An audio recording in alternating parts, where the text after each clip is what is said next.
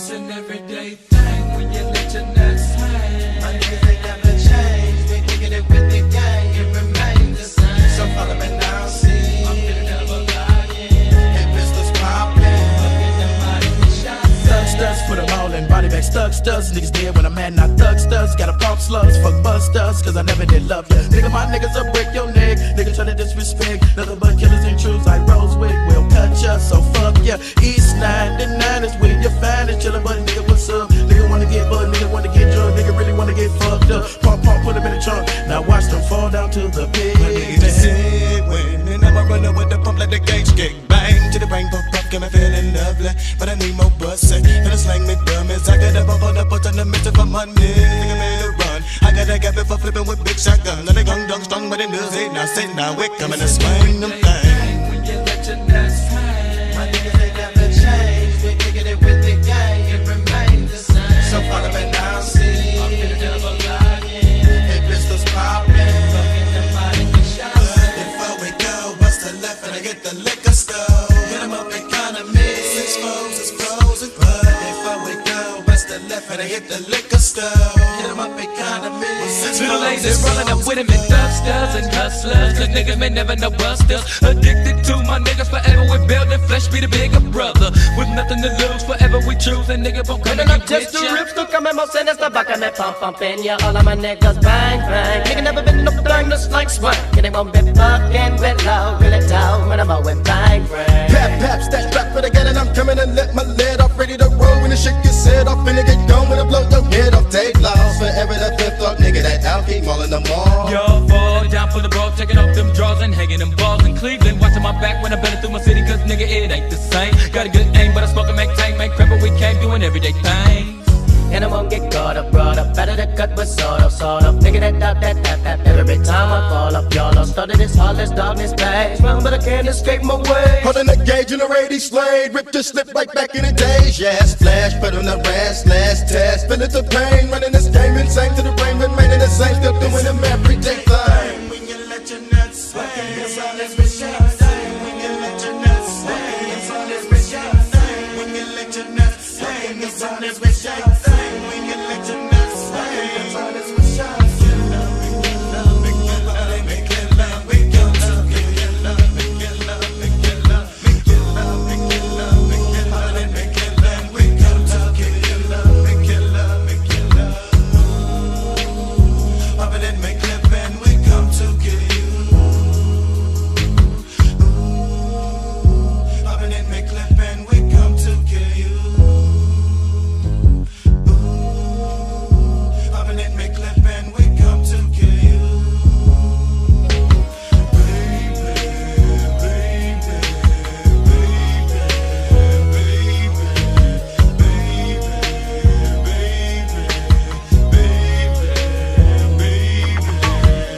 What's up, motherfuckers?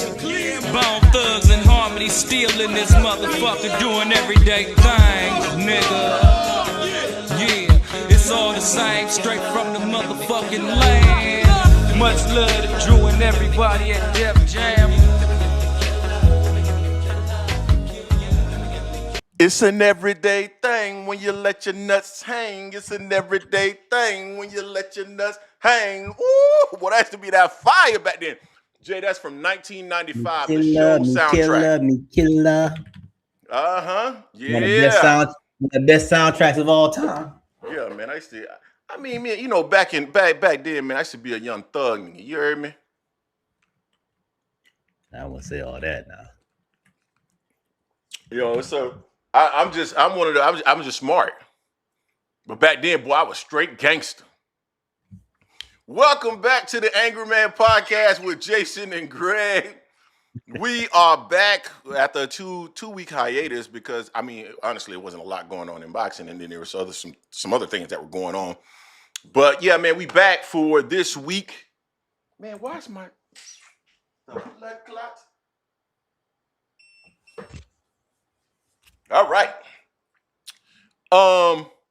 So yeah, man, we back. We got some boxing content we're gonna dig into.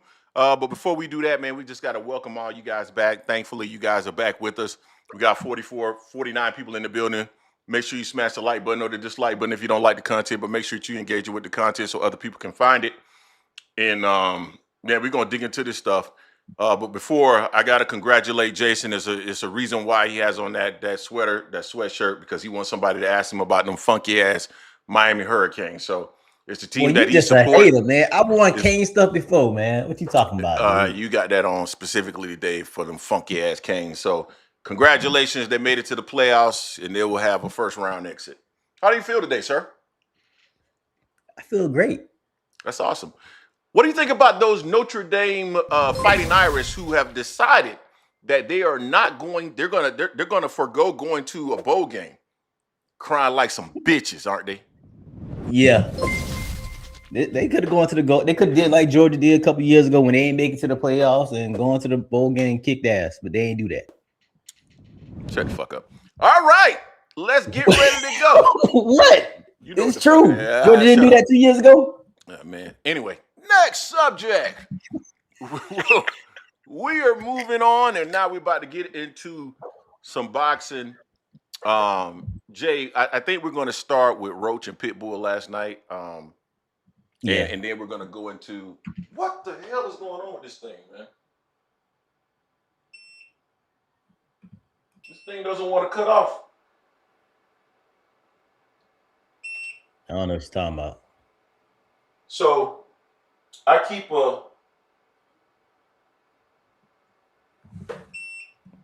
a heater in my office because I don't like to heat my entire basement because it's an entire basement and there's only one person down here. So I'm trying to get my little space heater to cut off, but it doesn't want to cut off. All right, but yeah, we're gonna start with Pitbull, Cruz, and Lamont Roach. So that was an interesting fight, Jay. We put a poll up earlier today. I think I'm going to end up putting the poll in the chat as well because I want to see what people think about it. But Lamont Roach's game plan, Jay, was exactly what I said in the Discord yesterday. I actually heard his coach say it during one of the rounds. I think it might have been round 7. But the first thing that I said yesterday as I was breaking down the fight in the Discord was I think Lamont Roach needs to sparingly use movement and then also stay in the inside, catch and shoot, catch and shoot, catch and shoot. That's what he attempted to do. It didn't work out as well for him because I don't know, maybe he's not as good at catching and shooting. But ultimately, it ended up being a draw. Lamont Roach feels like he got screwed out of it. I don't know, Jay. Like, I'm gonna be honest with you. When I was looking at the fight, this damn thing don't want to cut off. I swear it doesn't want to cut off.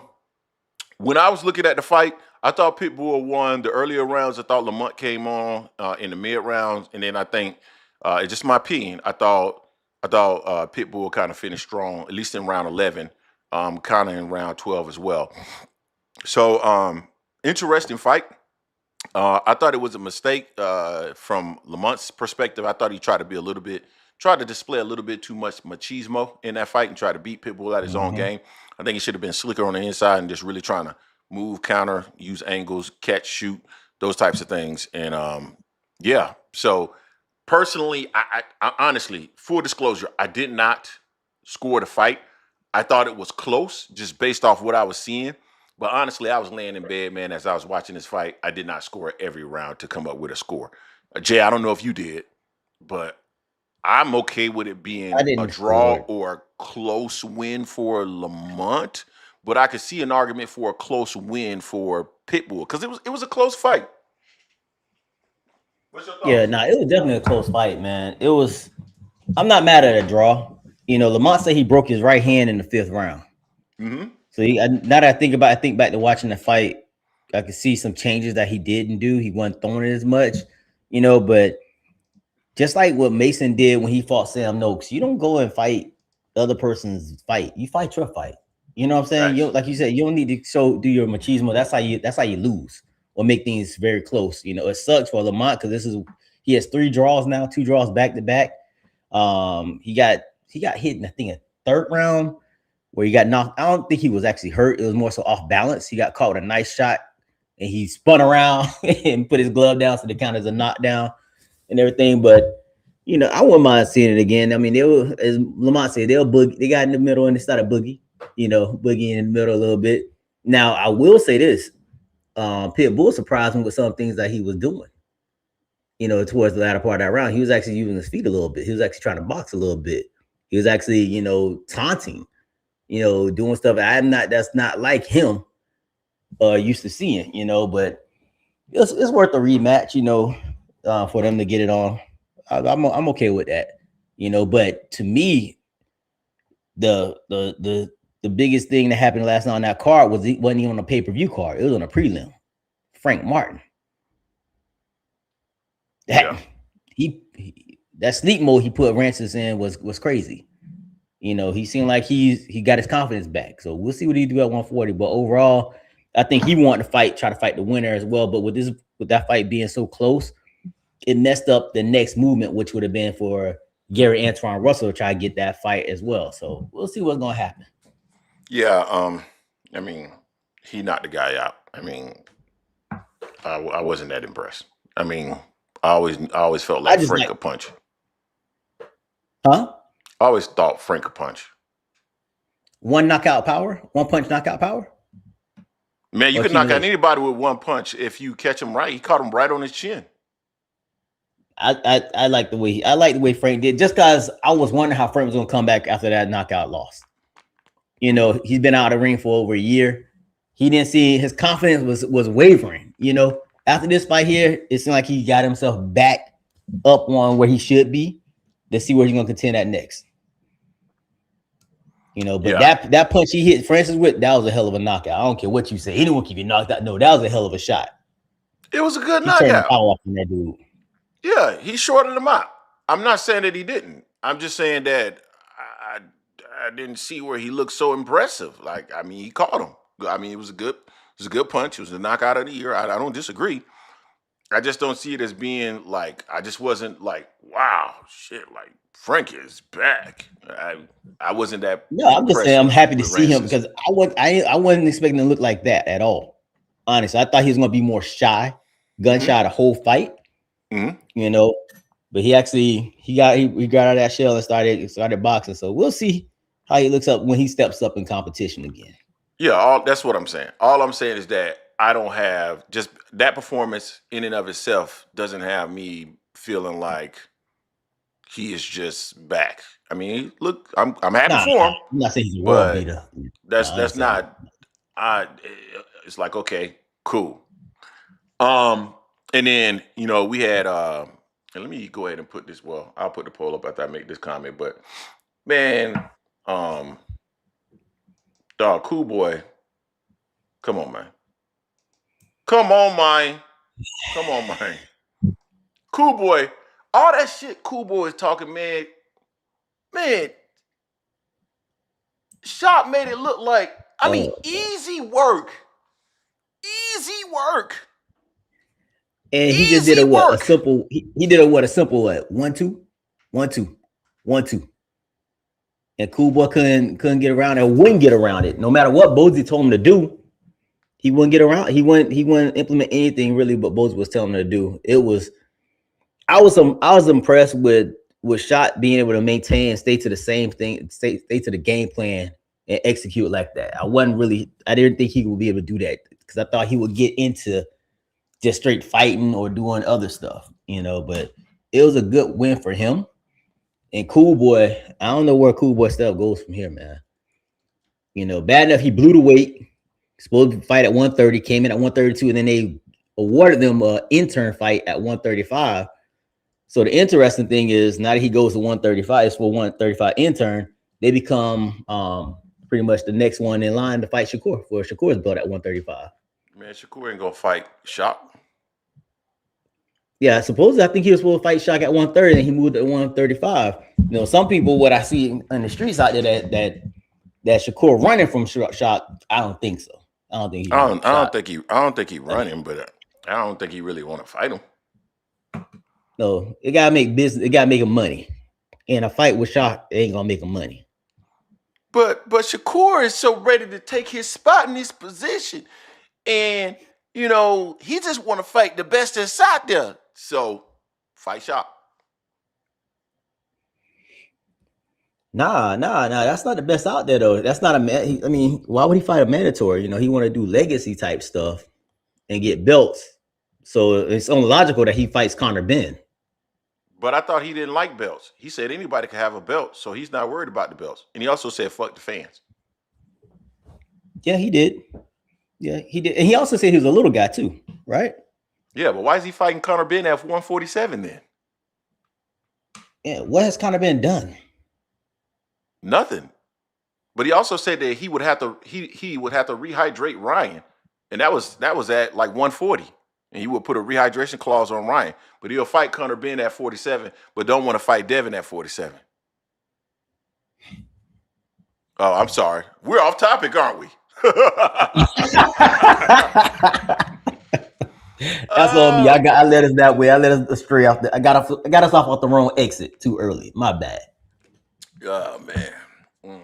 They're gonna say we hating though. Everything that we just said, he said, but they're gonna say that's hating. I don't understand it. We're gonna talk about this video that we dropped about an hour or so ago, an hour and a half ago. I'm sick of it. I'm sick of the hater label. Okay, we tell nothing but truths on here, and we get called haters. It's like they literally did what we said that they did, and they come on here and call us haters. And then this is what you see from some of these slave Negroes in the, man, it be your own gun. It be your own gun. Man, shut the fuck up, man. Just because I don't follow the pack and agree with anything anyone says just because they're black doesn't mean that it's your own gun. Stop it, man. Stop it. I'm so sick of people saying that stupid stuff. Pork Chop just hit us with $1.99. Who is Shakur fighting? I know he trying to stay out, get off Shakur for the future, because what Shakur's supposed to be doing on January 31st. Ooh. He fighting Teofimo Lopez, a fighter that we've seen on multiple occasions struggle with any fighter that is southpaw and shows any level of movement. Mm-hmm. Is that he's the one that said that he's the one that said after Teo he's talking about fighting these other people as well. He's the one that put that out there. So, I'm just saying. But you know, Pork Chop got his Shakur defender cape on right now. Oh, that's all he does. Defend Shakur, defends Terence Crawford. That's all he my boy now. Don't get me wrong. That's my boy now. That's my boy. But boy, is he a meat tugger. God dog. Good Lord, man. Let go. Stop tugging. Tugger right. King. So we're gonna jump into a different topic. This is about Gervonta Davis. Man, I gotta make sure that I gotta articulate myself in the correct way when we start talking about Gervonta Davis. But before we even jump into that, we got 104 people in the building. We need to smash the like button though, guys. Let me see how many likes we got. We only got 28 likes. So that means there's like 70 some people in the building, man, has smashed the like button. Like I just don't understand. I just don't understand. Just hate watching, man. Smash the like button, man. Like, come on, it's free. It's 113 people in the building. We got 28 likes. Come on, dog. Smash the like button. Got 127 people in the building now. We only got 32 likes, fam. Come on, man. Smash the like button, man. Smash the like button. So I can keep Jason on the channel, man.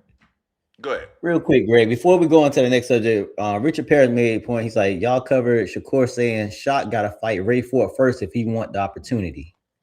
No, I didn't even see that. I didn't know about that neither. But it sounds on par for him doing stuff like that before, so I'm not surprised. Hold on. Here's what I want to understand.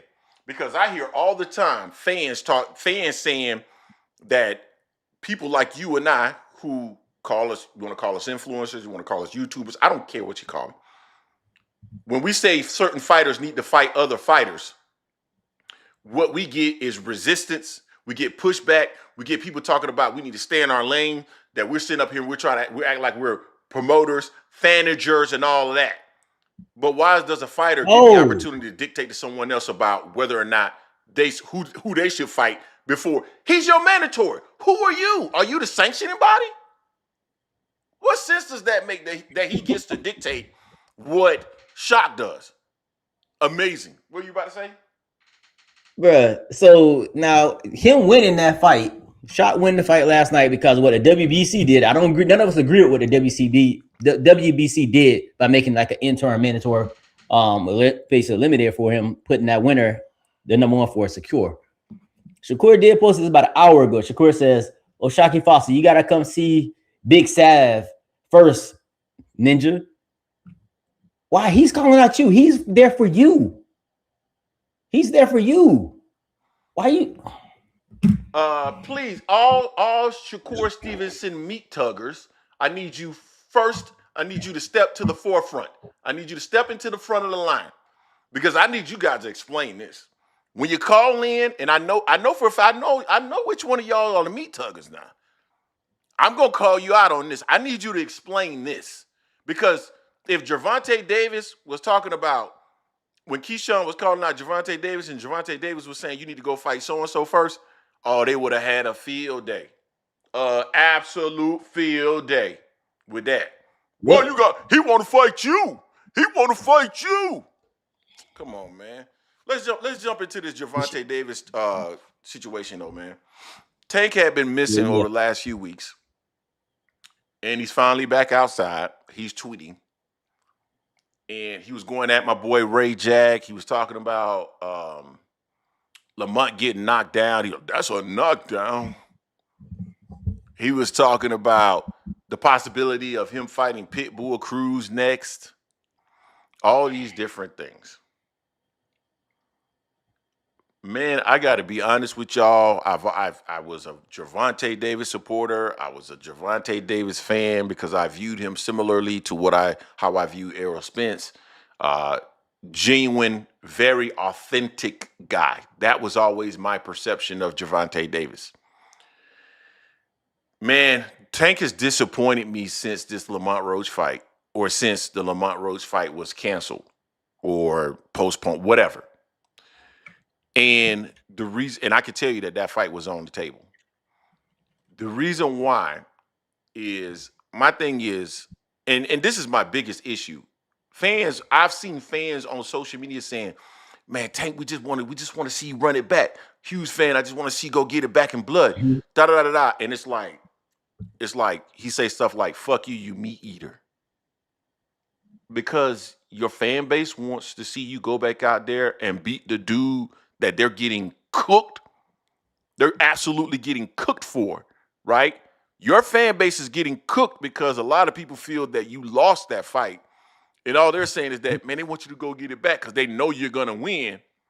And you call them meat eaters and say, "Fuck you," and that people have turned on you. You know my philosophy, Jay. You know the philosophy of this channel. We don't believe that everybody needs to agree with us for them to support the channel. Pork Chop, a longtime supporter of the channel, barely agrees with anything I say. I see Team Gill in the comment section, barely agrees with me on anything I say. Captain, he barely agrees with anything I say. Many of the people who are actually members of our channel don't agree with what we say. I don't like living in an echo chamber. I do not believe in yes men. I do not believe in people that just tell me I'm great. Because if people just tell you you're great, guess what ends up happening? You have a false sense of reality in terms of who and what you are. And so, to me, Gervonta Davis is a fan of meat tuggers. Meat eaters is what he calls them. As long as they're eating his meat, they're great. And when they're not, they're all asses. That's my problem with them.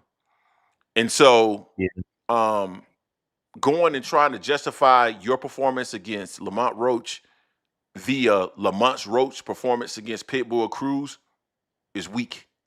I don't give a shit what Lamont Roach did against Pitbull Cruz. I care what you did against Pitbull Cruz or against Lamont Roach. I want to see what you do. We all understand styles make fights. Lamont Roach is going to look a specific way against Pitbull Cruz. You're going to look a specific way. And you two are going to look a specific way against each other. I want you to go back and get that work. Don't tell me about what Lamont did and how he got knocked down and what he looked like. And I don't give a shit. I care about what you look like against Lamont Roach, and you need to go out there and show us that you can beat Lamont Roach. Period. Period. I was on record the minute that ended that fight. I was like, he got to run this back. I don't want nothing else in between. He need to run this back. You know, I ain't want no Jake Paul mess. I ain't want anyone else out there. I want him to run that back. You got to get that back. And this whole Pitbull, they fought 4 years ago. It was 4 years ago exactly on December 5th. Why? I don't care about Pitbull Cruz right now, man. Don't care. You know, and just like I had an issue, one thing they can't say about us that we don't keep it real about whether you're our favorite fighter or our least favorite fighter. If you're wrong, you're wrong. We see you as being foul, we see you as being foul. When Shakur said F the fans, we're like, nah, that ain't the way to go. Tank's been saying that. That's why if you notice, we haven't said nothing about Tank. He hasn't been tweeting either, but we haven't said anything about Tank. You know, we're not supporting that narrative where you say F the fans when the fans are the reason where you're at where you are now. We're the reason we're at. We've been supporting you. We're out here taking slugs for you, and you're saying F the fans. These fans didn't say nothing wrong to you when they said what they said. They're like, we want to see you back in the ring, man. F. And you're mad because people said that you should have done a better job against Lamont Roach. You should have run it back against Lamont Roach. You're mad about that? Nah, dude. He acting like he trying to carry this swag and persona kind of like the way Canelo moves, where he don't have to do, he above everything, he can do what he want. Nah, you can't do that, bro. You can't do that. I think you're a dynamic fighter. I want to see you against the people that in your peer group, whether it's Shakur, Devin, all those guys. But right now, if you don't fight again, that's on you, bro. But right now, you need to drop that belt, that WBA belt, for real. Because you ain't fought since March. And there's nothing in the foreseeable future, neither. And you're talking about you hurt your knee. You said you're probably gonna come back and fight Pitbull. Why? Pitbull and Lamont need to handle their business. They need to do their rematch, get they out the way, and you need to go ahead and fight the next person in line that's in your peer. You know, regardless if it's one of the other champions at 135 or your mandatory that's been calling you out in Floyd Schofield. That's what you need to do. Yeah, man. Yeah, 18. Yeah, ain't that something? He hurt his knee, right? The jokes write themselves. People say that we're not critical of Tank. See, this is one thing I can say about myself, and I think I speak for you as well. My viewpoint really doesn't change based off who the fighter is. I don't care. If you're Shakur Stevenson and you're not taking a fight that you should be taking, I got a problem with you. If you're Gervonta Davis, you're not taking a fight, I got a problem with you. The reason why you haven't heard us say much about Errol Spence, because people talking about, y'all don't never criticize Errol. Errol is the most authentic fighter I've seen out there. He took on every fight he could, including Terence Crawford. And in my opinion, he probably should have walked from the Terence Crawford fight because he gave up too much to make the fight and still made the fight. So we are critical when they deserve being criticized. And Tank deserves being criticized. Man, you don't shit on fans. You don't shit on fans, man. I don't care. You can be, if a fan is getting in your personal business, by all means, do what you need to do. If you want to say something slick back to a fan, by all means, do so. There's people in the comment section that our comments. This guy, I hope your video never shows up in my feed again. You do know there's a way to actually make our videos never show up in your feed again. We don't need you to come on here and actually tell us that. So my response was, thank God I could care less about our videos showing up in your feed. So you can respond in a way that's, you know, the same way. But come on, man. When people support you, that's like me going, man, and cussing out Team Gill because he doesn't like something that I said. You know what I'm saying? Oh, fuck you, Team Gill, you meat-eating son of a bitch. I reserve that for our text messages. Ain't that right, Team Gill?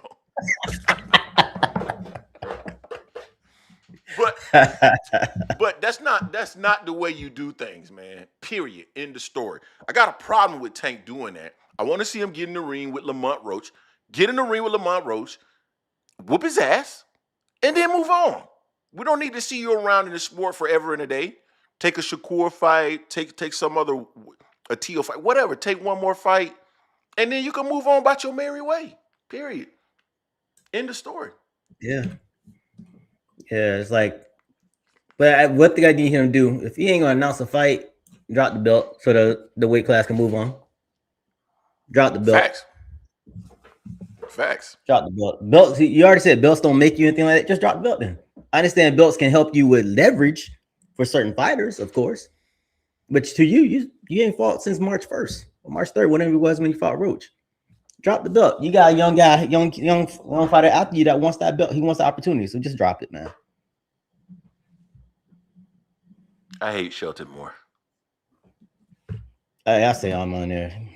I think Shelton on that yakka right now. He been typing some crazy stuff. He wrong on most of the stuff he's been typing. Shelton, my boy. Shelton, my boy. All right, we're gonna go ahead and move to the next topic, Jay. And that is my boy Errol Spence. We were just talking about Errol Spence, but before we jump to that, we got 172 people in the building, but we only got 64 likes. We need y'all to smash this like button, man. Smash the like button. It's absolutely free. Tunnel Vision just hit us with the $2. Fighters fight once a year, all the time. Stop it. Did we say anything about 2 times? Who? Okay, I said Tank hasn't fought since March. And no plans in the foreseeable future. And he's holding on to the belt. Tank said he wants to fight 2 to 3 times a year. He's fought once. We know there's some other things that happened this year. He doesn't seem like he's interested in doing anything else right now. He said he's retired. Drop the belt, man. If you retired, you're retired. Just move on. Move on with your life. Don't hold up the weight. That's always been your position. You said the same thing about Canelo. You said the same thing about Canelo. That's always been your position. Anybody that's holding up the division, get out the way. Yeah. I don't disagree. Errol Spence, Errol the True Spence, was at the fight last night. Hold up, was I in the middle of telling? I think I was in the middle of telling people to smash the like button. No, smash the like button. We got 166 people in the building. Dude, half the people that are in the building haven't smashed the like button. We got 166 people and 71 likes. How is that possible? How is it possible? Come on, man. We need y'all to get the likes up, man. Come on. Respect the hustle, respect the grind. I don't think I have my do I have my thing up? Oh, I do have it up. Need y'all to get the likes up, man. Come on, man. Support the channel, support the grind. Come on, man. Support the channel, support the grind, man. Come on, man. This is a grind. Juice Lee's in the building. BNN exclusive news. Errol, man. Juice Lee is another one Juice Lee has been around, has to be since 20. Juice, how long you been around? Like 2023? Probably beginning. Yeah, gotta be like. I remember Juice Lee. Yeah, he's been around for a long time, boy. Just hating in the comments section, just hating. Anyway. All day. But he always smashed the like button, though. So. Yeah, Juice Lee always smashed the like button. So y'all need to follow Juice Lee's. Go smash the like button. Errol Spence, Errol the True Spence, was at the fight last night, supporting this man, Frank Martin. And, you know, of course, people are going to want to take pictures with him. They're going to want to interview him and all that good stuff. And I think it was Fight Hub that got the opportunity to talk to Errol really quickly. And they asked Errol a succession of questions. You know, it's so interesting, man. People get caught up in like little things that don't even make any sense. I'm sorry I'm going off topic, but I'm just responding to somebody in the comment section that said, you guys missed the whole interview because he was really talking about Jake Paul and getting, or Turkey and getting that big money. So I'm like, I don't give a damn if he was talking about Turkey, big money. I don't care if he was talking about whatever. He said that he would fight Terence Crawford at 168 pounds, which is what he said last night. They asked him, hey, you're around I think he said he was around 165. They were like, hey, that puts you at super middleweight. Would you be willing to fight there? He's like, no, I'm not going to fight those big guys. He's like, well, no, you know, like Terence there. He's like, oh, yeah, definitely make that happen. That's all I care about. He is interested in making a fight, and he will make that fight at 168. Isn't that what the title of the video was? Plus, he ripped Terence Crawford for not actually coming to the forefront and talking about the WBC when Errol Spence mentioned it about 2.5 years ago, and now want to talk about it today when he's already used the WBC and he doesn't need him anymore. Wasn't that the concept of the video? I just don't understand people's thoughts and mind space and where they. It's like, man, do you live in an alternative universe or something? But Jay, what's your thoughts on that, man? You want to see Errol? I want to see Errol back if he's ready to be back, but I don't want to see him against Bud right away. Oh man, listen to this right here from Tank. Oh my goodness, man, he just tweeted this. Wait, what? Let me see if I can put it up. Yeah. Man, some of this stuff, man. Let's see. We just need you back. I see it. Think Jake He was getting his Oh, ass. he was talking about Jake. He was talking about Jake. I thought he was talking about Lamont Roach. He was gonna do him bad. Okay, I'm sorry. Go ahead, man. Nah, I want to see EJ back if he's really ready to be back. He seems like he's enjoying family life. I salute all the fighters that handle their business, you know, in and outside the ring. But he said he'll be back when he wants to. He seems like he still want to be back. I don't want to see him fight Bud right away. Nah, I don't want to see that. Why I not? want to see him at least get 1 or 2 fights in and see how he looks. You know, and I still don't. Just like we didn't want him to see fight Virgil neither his first fight back neither. I want him to get a legitimate tune-up for being out the ring for 2.5 years and probably close to 3 by the time he get back in the ring possibly. So nah, he needs to have a tune-up or 2 before he does anything against someone, Bud, Virgil, any of those likes of those guys like that. Nah, I can't have him get in there just any of those guys just yet. Yeah, we gotta get some love to Blake Gibbs, 5100. I just saw you pop up in the comment section as a member. And Blake, I did not realize you were a member, so salute to you. And we also got Barbara D, who's a member. Team Gill is also a member, and they support the channel, man. So yeah, we gotta make sure we give the members some love. I'm trying to get Band Up to become a member. Band Up tripping though. What's up, Band Up? Do something. Do something. No, I'm in the same place as you, Jay. I don't want to see Errol come back against Bud. Actually, I wouldn't fight Bud at all. Period. I just don't think it's a good matchup for him. He would have to come back and fight and show me something spectacular against somebody else that looks similar to Bud. He'd have to come back and beat up Boots for me to be like, yeah, go fight Bud. I'm not there. I don't see there's any reason for him to do something like that. But that's the thing that makes Errol so special and authentic, is that he's willing to go and take that fight again. That's what I love about Errol. And kept it real on the whole situation, like I said, with Terence Crawford, man. You know, and we're gonna get into this whole Terence Crawford situation. I was tempted to do a Friday evening rant on this topic.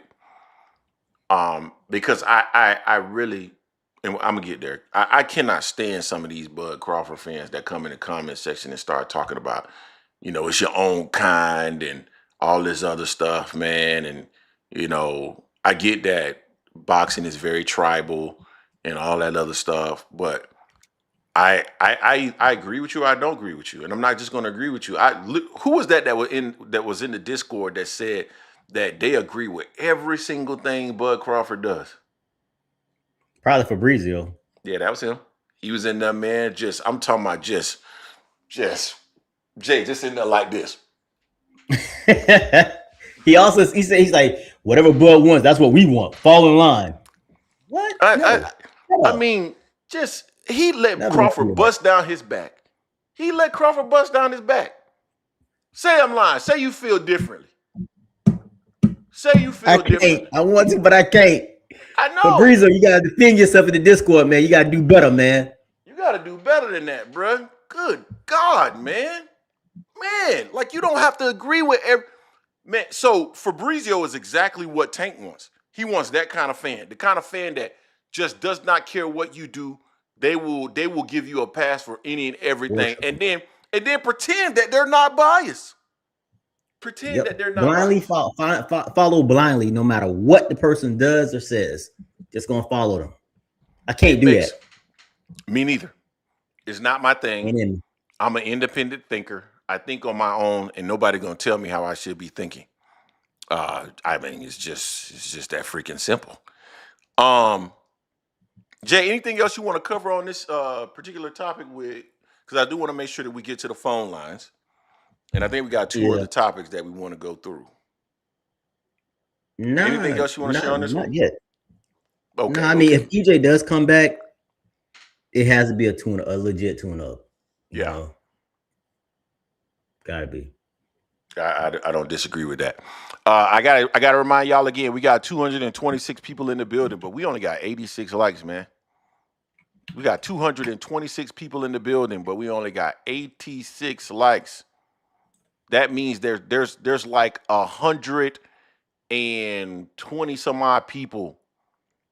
220 some odd people. Hold on, man, my math is crap right now. About 130 people that have not smashed the like button. Smash the like button. Come on, man. What we doing? What we doing? And the number keep growing. Now we at 231. Smash the like button. Let's go. All right, Jay. This is what I'm passionate about. This is what people are gonna call me a hater. I had somebody call me I had somebody call me a coon in the Discord. Damn. Yeah, called me a coon for it. You know how I responded? I responded with a raccoon.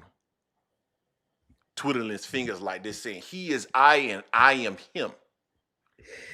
Because I would rather be labeled a coon than someone who blindly supports someone. Period.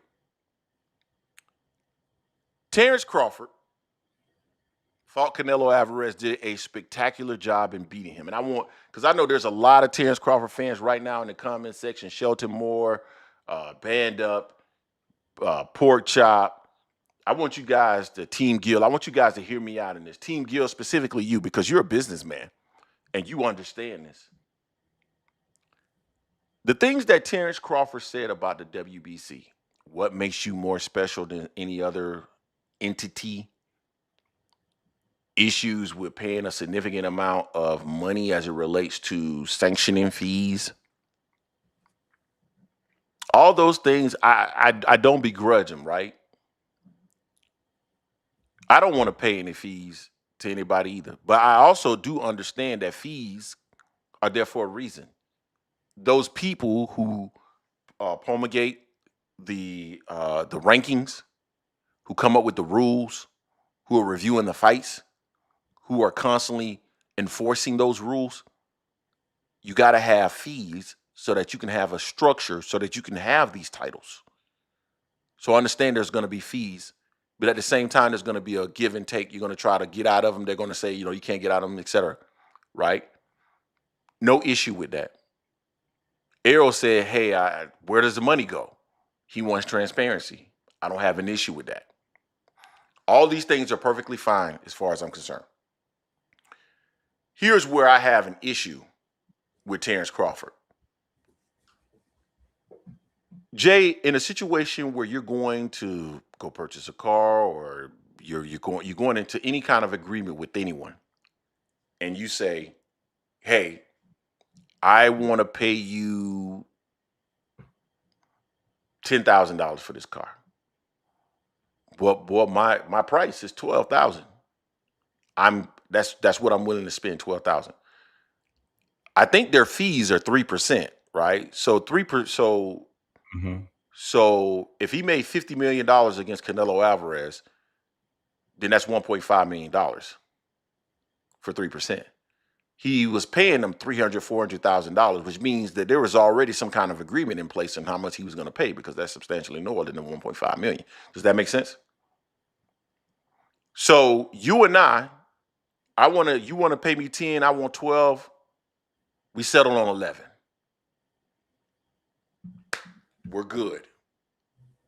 But I don't ask you for their money initially. We've aligned on how much you're going to pay.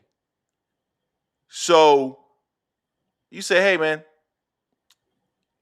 I need to go ahead and take the car because I want to just take the car off the lot, drive it around, test drive it or whatever. We settle on the fee. You take the car, you test drive it. You really didn't want to buy the car. Maybe you wanted to go to a party with my car so that you could show off with the ladies. You come back and you tell me, hey, I'll still buy the car, but you know what? It's got to be the 10. You've gotten out of it what you wanted out of it, really, which was to show off with the ladies and have it for the day. But we had already agreed on $11,000 price, and now you're telling me you're going to walk away from that after you've gotten what it is that you want, right? And then you blast me for taking the car back. What are you talking about? What the fuck are you talking about? That logic makes no sense. Before you went into this fight, you knew what the sanctioning fees were. Period. Pay it. You wanted to be undisputed.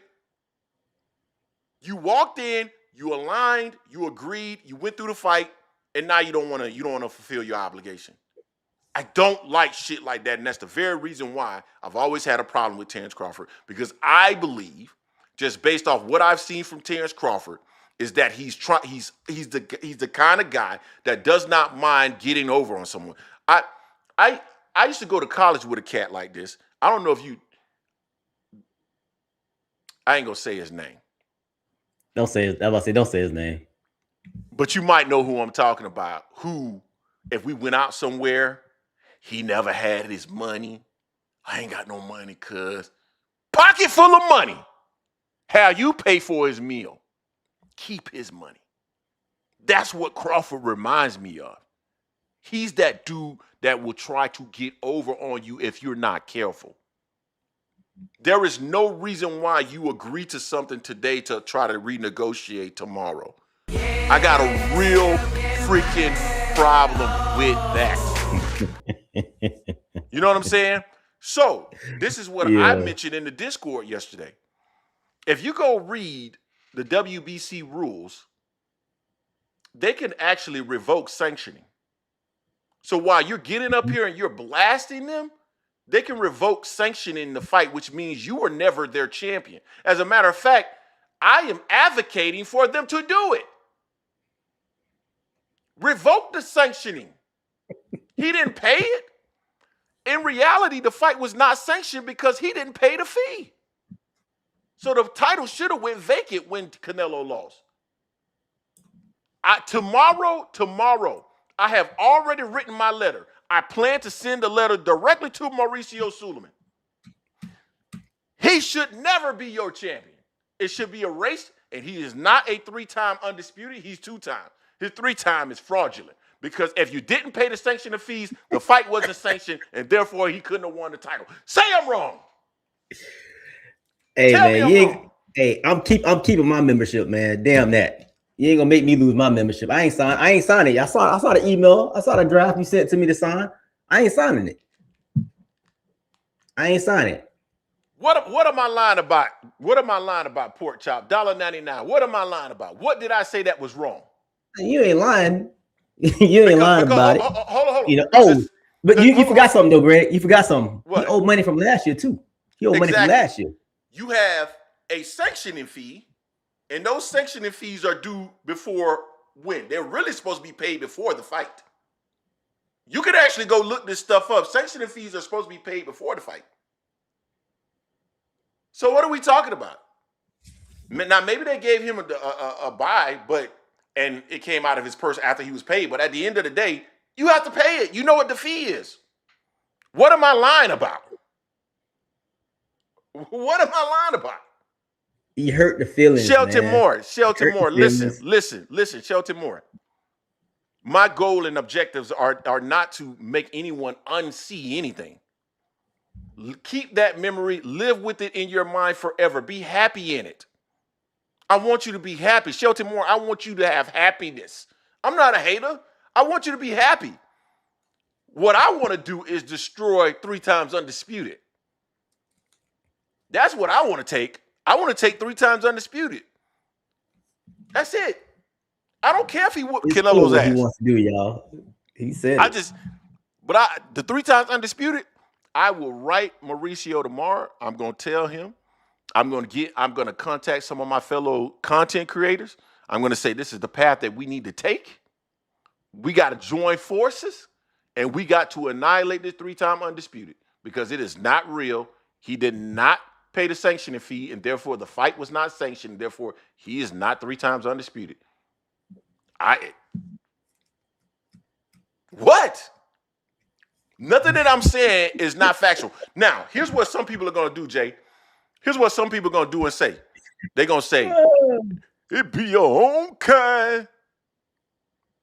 Yeah, they just call you Uncle Ruckus. They said you already got Uncle Ruckus behavior. Well, who said that? Who said it? Who said it? Dewan. He said, this is some Uncle Ruckus type of behavior from Greg. Didn't I tell you they were going to do that? Didn't I tell you they were going to do that? Because I have to support Terence Crawford just because I have to support Terence Crawford just because he's black. Why? Why? Terence Crawford don't support me just because I'm black. Man, you are Mexican, dog. You part Mexican. Grant, DeAndre Grant, how is that nasty work? It's all true. It's all facts. It's all factual. What did I say that was a lie, Jay? He didn't pay the sanctioning fees. The fight wasn't therefore sanctioned, and therefore they have the ability to revoke the sanctioning based on their rules. Fact. And that takes away Undisputed. Nah. Maybe it's nasty work because I'm gonna. Maybe it's nasty work because I'm gonna write Mauricio Suleiman. Maybe it's nasty work because I'm gonna contact, the likes of Fanon to help me to push this agenda out there. Maybe that's nasty work, right? Maybe. But I'm really giving you something to think about. Is he really 3 times undisputed? I mean, technically, Canelo shouldn't have even been undisputed. He should have been stripped of the WBC Really long time ago for not fighting David Benavidez. Yep. So either Terence Crawford is 2 times undisputed or he's 3 times undisputed with an asterisk. I don't care which one, but I'm going to make sure that asterisk is known.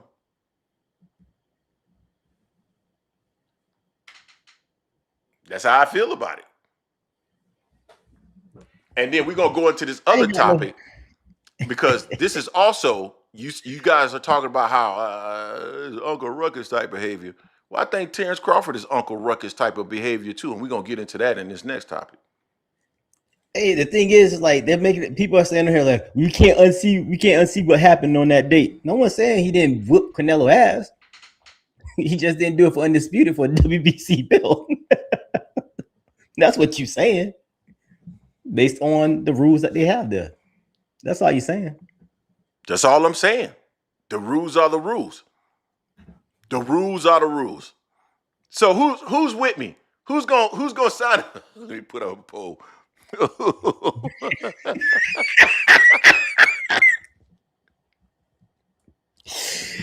on, let me put up the poll real quick. I gotta put this poll up real quick. On the prior poll, looks like everyone, more people were cool with the draw. Yeah, I saw that. Well, Lamont and Pitbull, 40% out of 136 votes.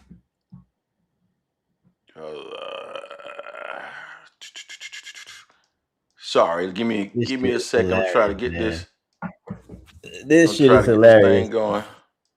Hey, make sure y'all keep all point everything at Greg because I'm keeping my card, man. I'm keeping my butt buddy card, man. Supposed to be getting the shirt in like a week or 2, I think. Man, damn it, Bud Buddy card. Damn it. Nah, man. Get 1 month off free with this, man. That's what they told me. I'm gonna use up my benefits and then not pay the next month.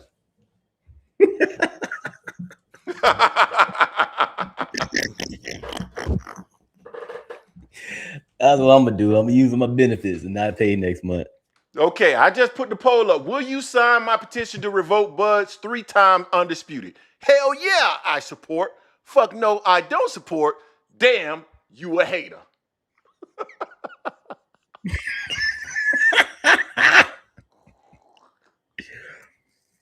Oh man.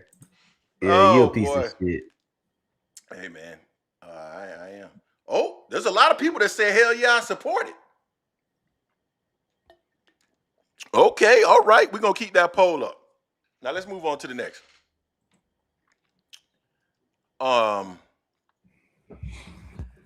This is one where for those of you who feel that you are Terence Crawford supporters, we did this video, we broke it down. I want to do it again, but I want to go a little bit deeper into it because people are always talking about all this cooning stuff. It was clear that Terence Crawford and this outrage about the WBC title in conjunction with what they were doing from a Congress standpoint relative to the Muhammad Ali Act, it was clear that this was a multi-pronged strategy in which they were trying to essentially weaken other entities within boxing, the WBC, the sanctioning bodies and all that, create this narrative that the only one true title is the ring title, while simultaneously trying to amend the Muhammad Ali Act such that they will be able to operate this Zuffa boxing, right? It's multi-pronged strategy. Terence Crawford is simply a puppet in this because he's the spokesman for this organization. And they're paying him money, and so he's doing their bidding. So for those of you who sit around and say things like, it be your own kind, is Uncle Ruckus behavior. Tell me, what is it when you sell out your own kind? Because at the end of the day, the majority of these boxers are young African-American men who some will have the ability to make tens of millions of dollars off of their talent, their abilities, their persona, their influence in boxing. You're selling them out because you're getting a paycheck today such that tomorrow they get a fraction of what they could have gotten. Help me, what's the difference? We sat up there and we lamented, and I'm just using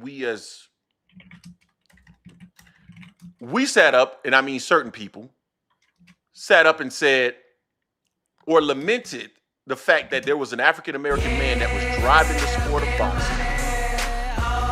They felt that he had too much power, yet they are in full support of an African-American man supporting an Arab man or Saudi man to take over the sport. So you would rather see a Saudi run the sport than a black man. But yet, somehow, my comments about him not being 3 times undisputed, that's an issue. I'm confused. This brother is going to help establish an organization that pays African Americans who are boxers, who have the ability to make tens of millions of dollars, at max $500,000, while the white man and the Saudi man make millions of dollars. Right. And this, I don't really go through race and all this other stuff, but I'm just breaking it down because this is for these people who always are talking about this. This black man is helping these other groups take over a sport and suppress the salaries of the same African-American fighters that you say you support. But I'm Uncle Ruckus. How the fuck does that make sense? Hey, am I wrong? You know what you're doing, Unc. You know what you're doing, Unc. But like I said, I hate the fact that... What am I doing? Hold on. What am I doing? Huh? What am I doing? What am I doing? Nah. I hate the fact that I'm trying to give Bud an out as if he's not realizing he's being used as a pawn. I'm quite sure he's well aware. He's part of the game. You almost made me drop it. I'm trying to give him the benefit of a doubt. I'm trying to give him a benefit of doubt. That's what I'm trying to do. Because it's a horrible look. You can't sit there and be cool with them and the bullshit they're putting out there, the pay structure they put out there that's been out advertising them trying to do something to the Muhammad Ali Act and everything. To your point, it's going to destroy overall wages for the fighters. That's what it's going to do. They're going to trying to have one entity. You don't want that one entity being them. Their model is shit in the UFC. You can see that. They just got sued for hundreds of $millions. What? Just this year? By the fighters. So this is what you're backing over here too? Nah, can't be down with that. Yep. They're gonna get mad at me. I saw Dizzy World say, Cap, drop the phone line, drop the phone like chump. This disrespect stops here. Hey man, look, I think he meant phone line. I'm gonna drop the phone line. I want everybody to come in here. You know, we don't create an echo chamber, but you can't. There's nothing that you're gonna be able to tell me that what I'm saying is not correct. Period. Don't sit up here and talk about me and me not supporting Terence Crawford in the way that I need to support Terence Crawford when Terence Crawford is not supporting boxing and many African American men whose salary will be suppressed in the future if Zuffa succeeds. It makes no sense. You guys are ass backwards. And I'm sick of that shit. Now I will open the phone lines. Why you mad, son? Tell them why you're mad, son. Bro, after all the work we did to get these butt buddy cards, man, you about to kill it. Man, fuck that card. I'm sending that shit back. I'm supposed to be giving my goddamn stimulus, so I give that shit to my wife, man. That's gonna be her Christmas gift. Phone lines are open for anyone who wants to dial in, dispute what we're saying. If you feel like you don't like it, hey man, the platform is open for you to tell me why I'm wrong. What they talking about in here? What is now top dog is trying to complain about the weight of the crown? I get it though. That cut of the bread, it's crazy though. Yeah, it is. All right, man. We got a player hating Buster in the building. That Buster goes by the name of Band Up. Buster Band Up. How are you? Jerry. Wait, what? I called you a Buster. Aren't you from the West Coast? Who? Band Up. Aren't you from the West Coast? Bro, this is the Pacific Northwest. Get it right, brother. Come on now. I don't care about none of that. But you from the West Coast, so you understand that what a Buster is, right? Oh, I know exactly what it is. Oh, I know exactly what it is. The thing about it is, I ain't even talk about Florida and all that shit. How they talk shit, bro. They talk a lot of shit in Seattle too. Oh, that's one thing we can do is run our mouths up here. We can talk some shit. Come on, hey, Buster. It's open for you, man. You first. Then 410. Look at here. Hold on. Look You here, first. look here. You first. Then 410. Then my boy Shelter. Oh man, we got a super chat, Greg. Oh yeah, I saw it. I'm sorry. Real quick, super chat $4.99. I'm in favor of that system for only one reason: dudes will have to fight each other and not duck due to money. What's up, Band Up? What's going on? Hello? Yeah. Hello? Band Up, you there? Yeah. Nah, this is Jerry. Yeah. I hear you 410. We're gonna give it to Band Up first though, because he called in first. Oh, okay. My bad. Oh, you good? Oh yeah. You good? Oh yeah, man. First things first. You know how I gotta start off, man. Yeah. You guys was right, man. My Huskies is looking like shit. They got their ass kicked in, their head kicked in by Oregon State. It was a summer game. Everybody was mad. Oh my God. We get it next year, man. But Husky's still in this bitch, man. You know what I'm saying? We're gonna do better next year, man. We got a lot of good young guys, and we're gonna move it up. So when I come back talking my shit next year, just know, you know what I mean? We're gonna be on some shit. I seen my team and I talked to them. I actually, you know, like I said, I be working down there, so I actually talk to the team a lot. You know what I mean? I'm actually quite closer than the average fan with the team. So that's what I got to say about that, man. Huskies till I die. Two, bro. Don't even. I just want to see your face. I just want to see your face. If Errol does take this fight, I just want to see your face again. Even though you talk about, oh, we don't want him to take the straight to fight, whatever. We're gonna knock this out the way, bro. He don't get. If Errol want to jump back in that tank, I'm interested in the fight. If he does it, because he's Mr. No Tune-Up, so I don't know what the hell you guys talking about. All you guys want to see him with somebody else, and he just said if he was to go to the 68, he ain't fighting no big guys. He ain't really fighting, but for Bud he would. So that would mean straight off the bat, right? So if he's Mr. No Tune-Up, then he's sticking to that. Let's get it then. Bud can say whatever the hell he want at this point, because that's what the hell we've been telling. That's what everybody been telling him. He can do whatever he want. He can say whatever the hell he want, and he did. And people don't like it. My thing about it is, you guys have all agreed. Everybody's always said there's too many damn belts in boxing. So why is it a matter? I mean, I get the Ali Act. I get that part of it. But why is it a problem if they're, in a way, trying to make it one belt? If everybody's been saying there's too many belts in boxing and they're trying to get it to one belt in boxing and everybody's getting mad that it's one belt in boxing, I'm kind of confused on that. It's the motivation for why they want one belt in boxing. They want one belt to be the belt that is the Ring Magazine belt, which will be the belt that's controlled by Zuffa because they want to weaken all other power structures within boxing so that they can have total control, which would then lead to boxers not getting the same level of pay. And instead of you having a Gervonta Davis, a Terence Crawford, a Canelo Alvarez that can make tens of millions of dollars based off of their own name, image, likeness, their ability to sell and put asses in cheeks or put cheeks in seats. Instead, what will end up happening is they will be just as big, but their revenue will be shared with the Saudis and Dana White and TKO. That is the reason why, brother. I'm trying to tell you guys, this is a strategic play by these individuals to take over the sport, fam. And hold on, there's a lot of people coming in, and I didn't even realize. It's chess, not checkers. And that's my problem. And let me say, before I even go there, we got a true intelligent brother in the building right now from the 407. His name is Corey. Now that's a real dude right there. And by the way, he's rich. Just wanted to put that out there. Now go ahead, Bando. Stop the madness. We still on the Bud section of fees? So okay. Yeah. We still everybody gonna get a chance to talk. In that sense, how does boxing get it to one belt then? Because if that's the case, couldn't any one sanctioning body do that if it just became one belt in a sense? Yeah, so I don't have the answer to that, and I can't think through all that. They're gonna have to pay me to come up with a solution like that. I'm not about to think through all that. But I hear what you're saying. I get that, and I definitely do not like how the UFC don't even have these guys. Like, you can't even get sponsored by anybody else and wear it in the ring. Like, that's some bullshit. You know what I mean? I definitely don't want boxing to turn into that, because that's not good at all. But exactly. And my thing about it is, if boxing's gonna get down to a belt, I guess you guys, I'm seeing the issue with you guys are having the way it's gone about being done. But since this is the only way it's been, I guess, been attempted, because to this point, there's all these damn belts.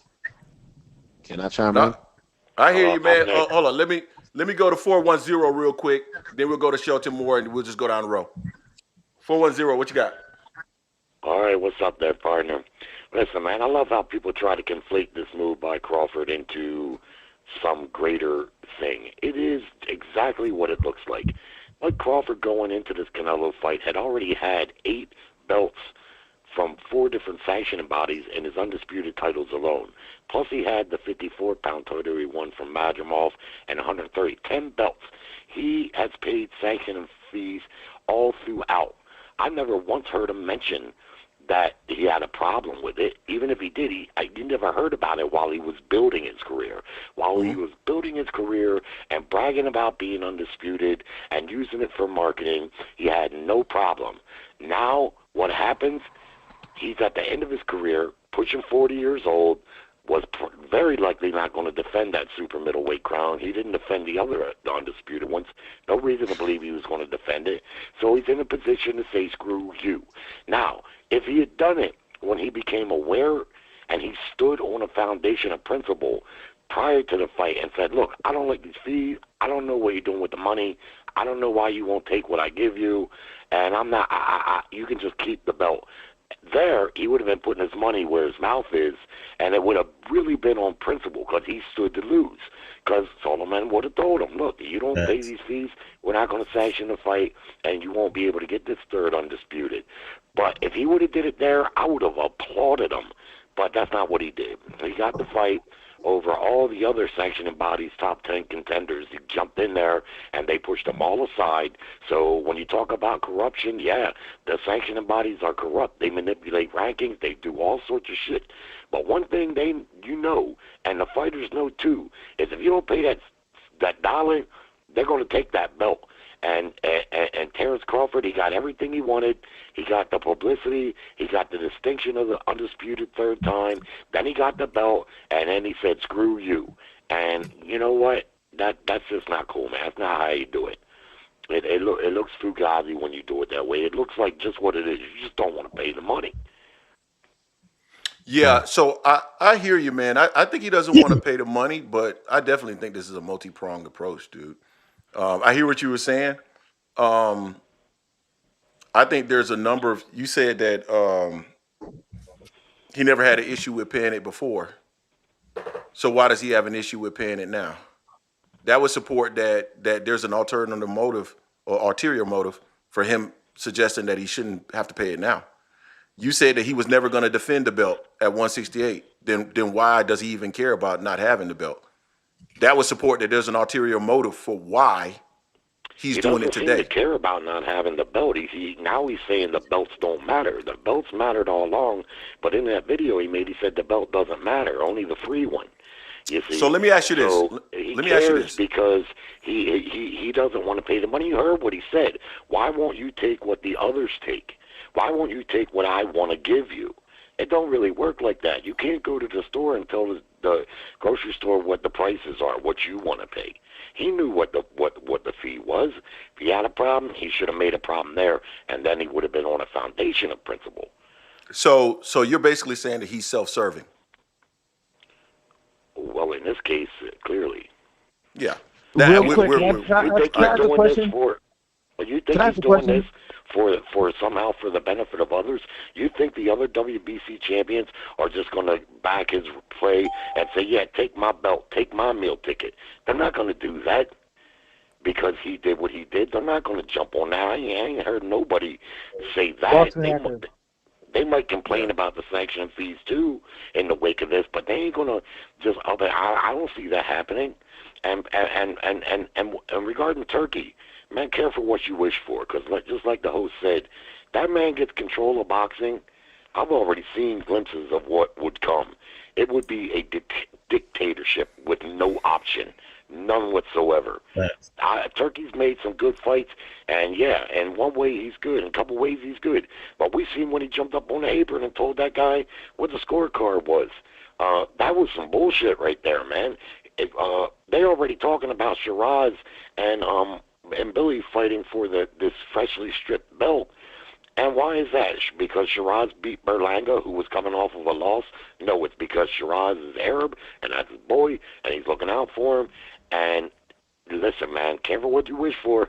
You get one controlling body, that's a wrap.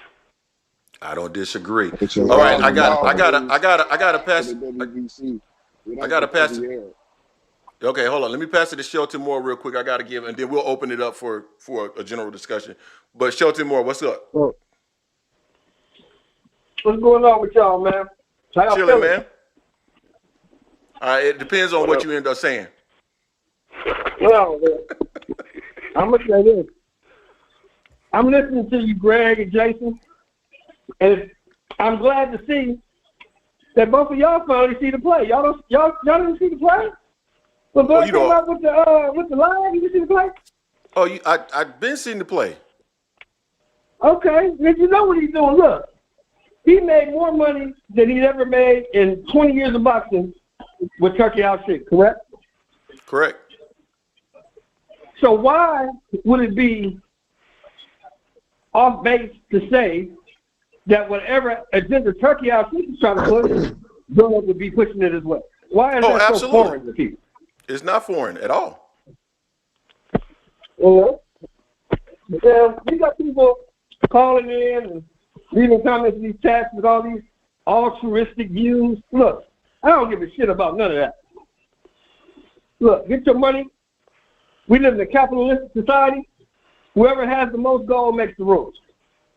So if you don't like what Turkey's doing, buy him out.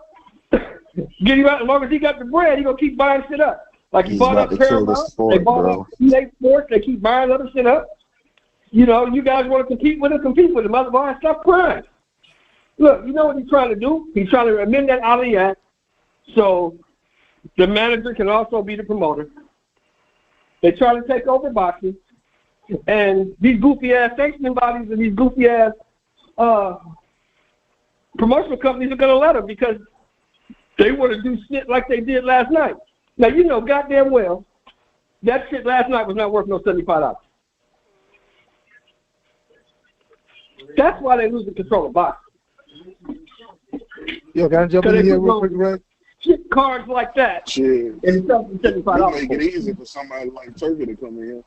Yeah, Greg, can I jump in here real quick? Hold on. Because I know we got a lot of people here. Okay, let me go ahead and move to who was asking to jump in. Prediction 101. I just want to grab to jump in and say something real quick before I switch the topic.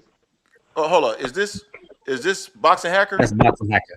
This is Boxing Yeah. Hacker, buddy. All Oh, time. fuck. Okay, man, go ahead. Just you only got 60 seconds. Salute to you guys. Salute to you guys. And I want to say something because I hear a lot of fear mongering around this whole Turki Alalshikh thing and this whole change of the Ali Act, you know.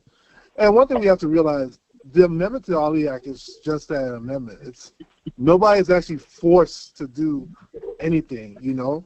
Like the current organizations don't have to follow the new amendment or anything of that nature. They can keep the old protocol. You know, all they do is literally add into the Ali Act, so there could be a possibility of a unified boxing organization. Now, what that means, there are actually pros and cons to both.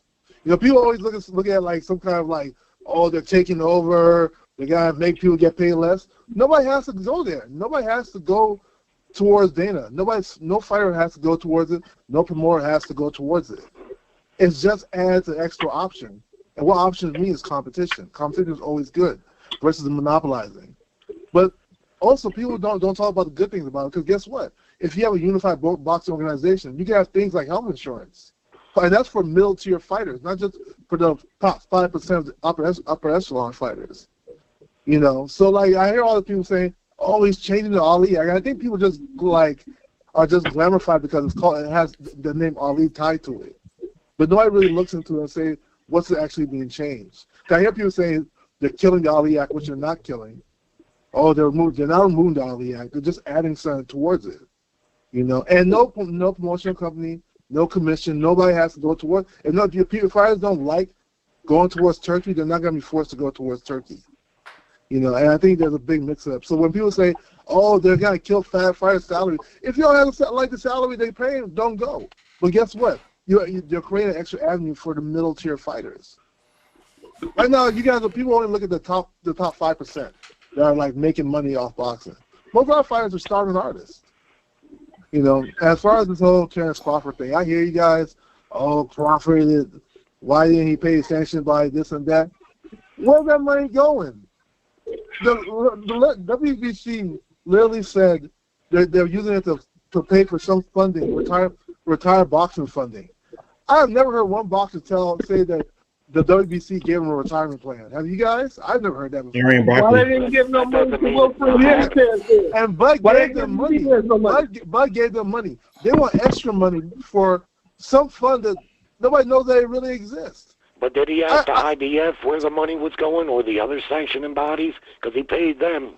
Yeah, he paid the WBC. And he paid the WBC. And he paid the WBC. What he said, what Bud is saying, that why am I paying extra? Why should I pay you guys extra? Why do y'all want more than I'm paying the extra? Those are questions you asked at the table, not after the fact. No, you got problems like that. You asked We can't have too many. We got too many people talking. Let me ask y'all a question. Where's the money going to? If y'all want Shane Bud, where's the IBF money going to? They get the sanction fees, right?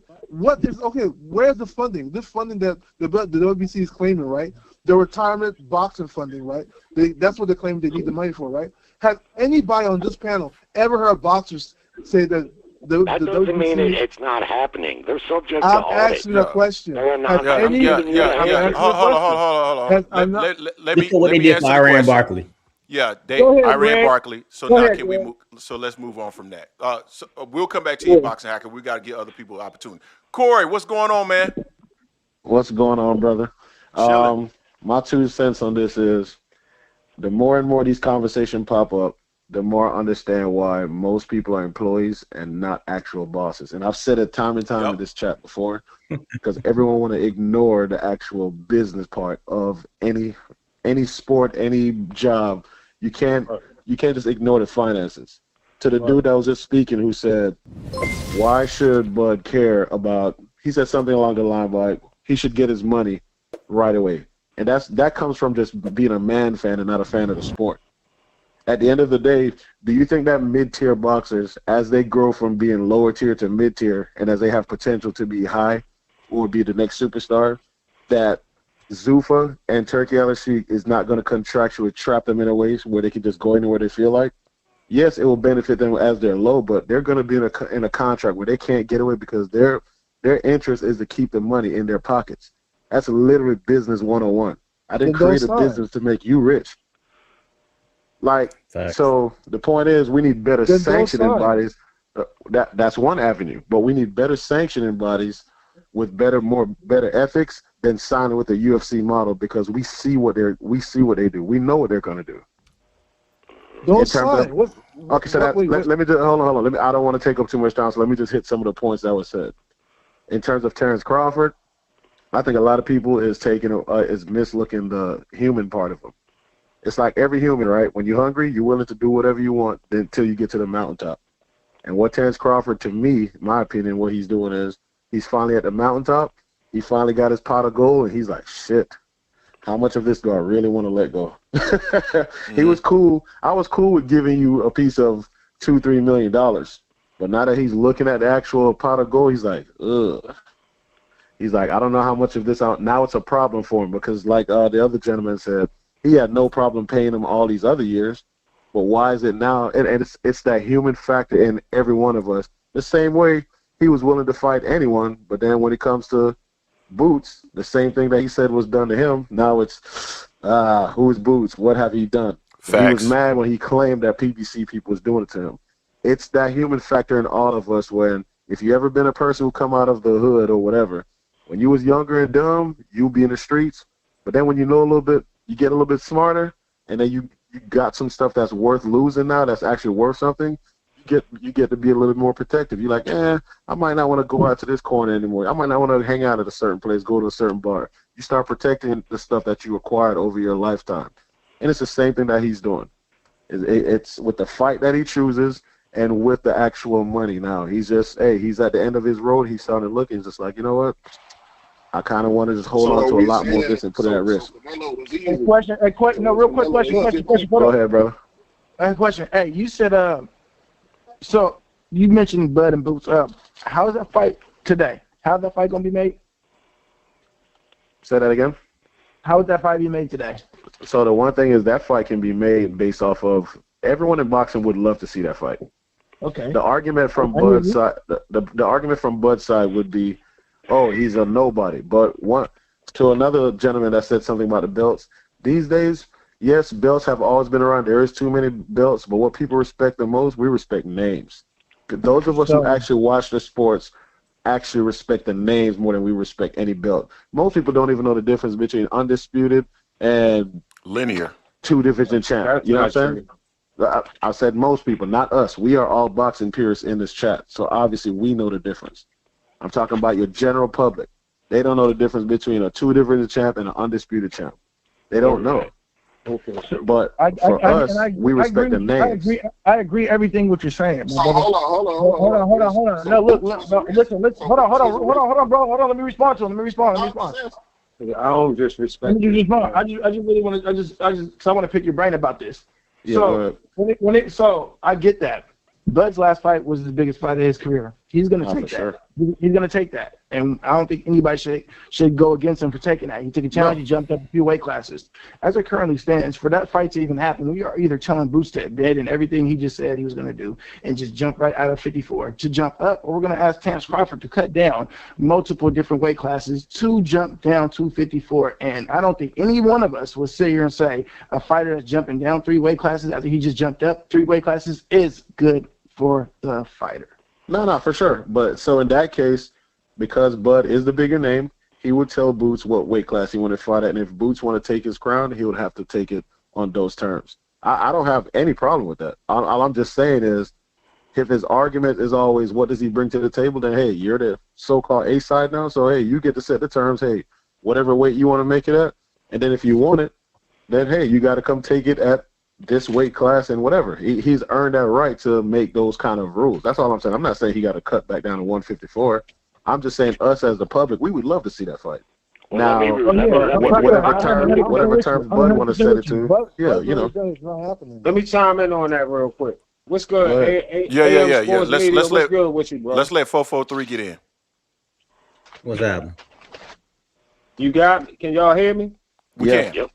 All right, what's going on, AM Sports Media? And what's going on? Salute to Greg and Jason up on the panel. Are you from Baltimore? Yeah, I'm from Baltimore. I wanted to say, first of all, I want to say I like the example, Greg, that you used with buying a car. I do like, Bud is my favorite fighter. He's my top guy, but fair is fair. I'm a fair guy down the middle, especially if you say something that makes sense. If Bud agreed on the number, like you said, if he did agree on the number, then yeah, he should have just paid it. And also, as a fighter, these guys got to understand that, like you said, boxing, boxing took dishwashers and fucking janitors and made them millionaires. You feel me? I don't really know what the problem is when you're making this kind of paper, the kind of paper they be making. So you could at this time they could be driving goddamn Amazon delivery trucks right now all week. That ain't how the world works, brother. But my guy, and the rules are the rules. I mean, I wouldn't advise other fighters, like, I hope other fighters not really, I wouldn't advise them to be trying this, what he doing, because you only gonna be hurting yourself. I feel like they're gonna be hurting themselves. The rules are the rules until it's time for the sanction to follow. Right. If Bud wasn't going to defend Undisputed at 168, because it looked like to me, like, I'm figuring like, what's up? Like, what you gonna do? I'm thinking he gonna go to 160. So that's telling me, because they were saying he's gonna fight Jenneback. But if he going to 160 or 154, then that means you're not going to defend at 168. Then what you care about keeping the belts anyway up there? Same way, you know what? I'm confused right now, like, because with us talking about this, it's the same way with Lamont Roach. He should have been stripped by now, right? At 135. Unless he paying some type of extra. When he walked in the ring. Right. He got stripped when he walked in the ring. Okay. Yeah, but I mean, like you say, the rules is the rules. And one other thing I wanted to say with the Turk thing, I understand with some people like not really trusting him, but y'all gotta think about it though. Think about it like this: Turk trying to give us what boxing wasn't giving us with all the different platforms. For now. No, he's not. Like, I don't understand. Like, I was crying about, I was wilding out about that years ago. I'm not liking what I was saying. I ain't like nothing that was going on with the PBC. I just didn't like nothing as far as making fights and getting fighters and fights that we want to see, that we paying for. So I don't know what to say. You saying Let me get a word off. Go ahead, quickly, bro. because I gotta go. But you guys are making some good points. The last gentleman talking about the human element involved. I mean, that's a two-way thing. When you're making a lot of money, you know them belts are part of how you got there, and so they're a business expense. And so the right thing to do is to pay them like he has many times in the past, because you know that that's part of the business of it. And I'll be honest with you, on the streets that I grew up in Baltimore City, you take someone's product and don't pay for it, you get unalived. Yeah. Now, we know that. Three in your head like a bowling ball. This is corporate America, so they'll take you to court. You know what I'm saying? Yeah. What I'm saying is, I understand all, man. I'm from Baltimore myself. We good. I understand. Hold on. Corporate America is every bit as cutthroat as any ghetto street or trailer park that you could ever find. Right. Now, they won't carry out any redemption in the way of violence, physical violence, but if Bud Crawford comes up with a positive drug test or something like that, don't be surprised, right? Corporate because sabotage. You can't steal someone out of $300,000 and just think that goes away. Maybe it will, but don't be surprised if it doesn't. Anyway, gentlemen, you guys are good. All right, hold on, real quick. I got a super chat real quick. Hold on. I got a super chat I got to read real quick. Hold on. Boxing hacker with the $5. Bud don't need to pay the WBC Imaginary Foundation. WBC constantly make fake belts and charging fees on them. Bud said he never promised WBC anything. They have a specific percentage, my nigga. It doesn't matter if he promised anything. They have a percentage. What are we talking about? He paid the 10% of what was reported. They're asking for more But it's money. not what he actually made. No, he didn't pay it. No. Guess what? didn't Guess pay what? It's a percentage. It's a percentage, right? It's a Yeah, percentage of what he 3%. made, right? But they don't know of what. The WBC doesn't know how much Terence got paid. Terence paid off 10 mil. Okay. They're- Did he they're make? trying But to- did he they're actually trying make to charge 10 million? 10% of 50. 300,000 They're is trying 3% of 10 million. Huh? It's 0.3% of 10 million. Just No, what they're trying to- Solomon said it He was. paid- That's what it is. No, But it's he the cap. paid all of They it. can only charge 300,000. Beyond that, they can't charge anymore. It's capped at 300,000. They're coming back for more money, guys. That's what he's literally saying. No, they're not, man. No, Yes, that they are. no, That's no. what no, he they said are on the not, video. bro. He said that he paid the sanction body. Man, and WBC so because wait, Terence Crawford wait, said wait, it is wait, gospel. hold on, Did you hold see on, the hold on. damn Think about payment? this real quick. Did you see it? One Did you see the second. payment come on this Guys, bank one second. account? Think about this, right? One Now, second. Think about this. You're not first All party, the- remember? All the sanction bodies want the same percentage, right? If the other three already accepted the same percentage, why is WBC asking for more? Doesn't matter. Why does Nike? Dude, That what are you means he talking paid about? Why the does right Nike? percentage. Why does Nike? No. Then Hey, the That next so means he so paid the right so percentage. hold on real And they're quick. just Hold on real asking quick. for That more. don't work like that, man. So Why does so Kellogg's hey, want boxing more for hacker. their raisin brand than the store bought? That's No, that's they're where I all was just asking about for to the same go. percentage. That I You was just gotta- about to you go gotta- there. Boxing hacker, hold on, hold on. They didn't. Hold on, That's their boxing privilege. hacker. Boxing hacker, hold on. Man, There was stores no have different negotiation. prices for the exact same product, and it's based off of distribution and how much they are able to get it for. So just because one entity has it at one price doesn't mean it's going to be the same price as the other entity. So if Walmart, hold on, It's not 3%. Hey, hold on. it's not 3% off just the 10 million. It's 3%. It's hold on. I'm literally reading the rules off of their website. Okay, let's It's go. 3%.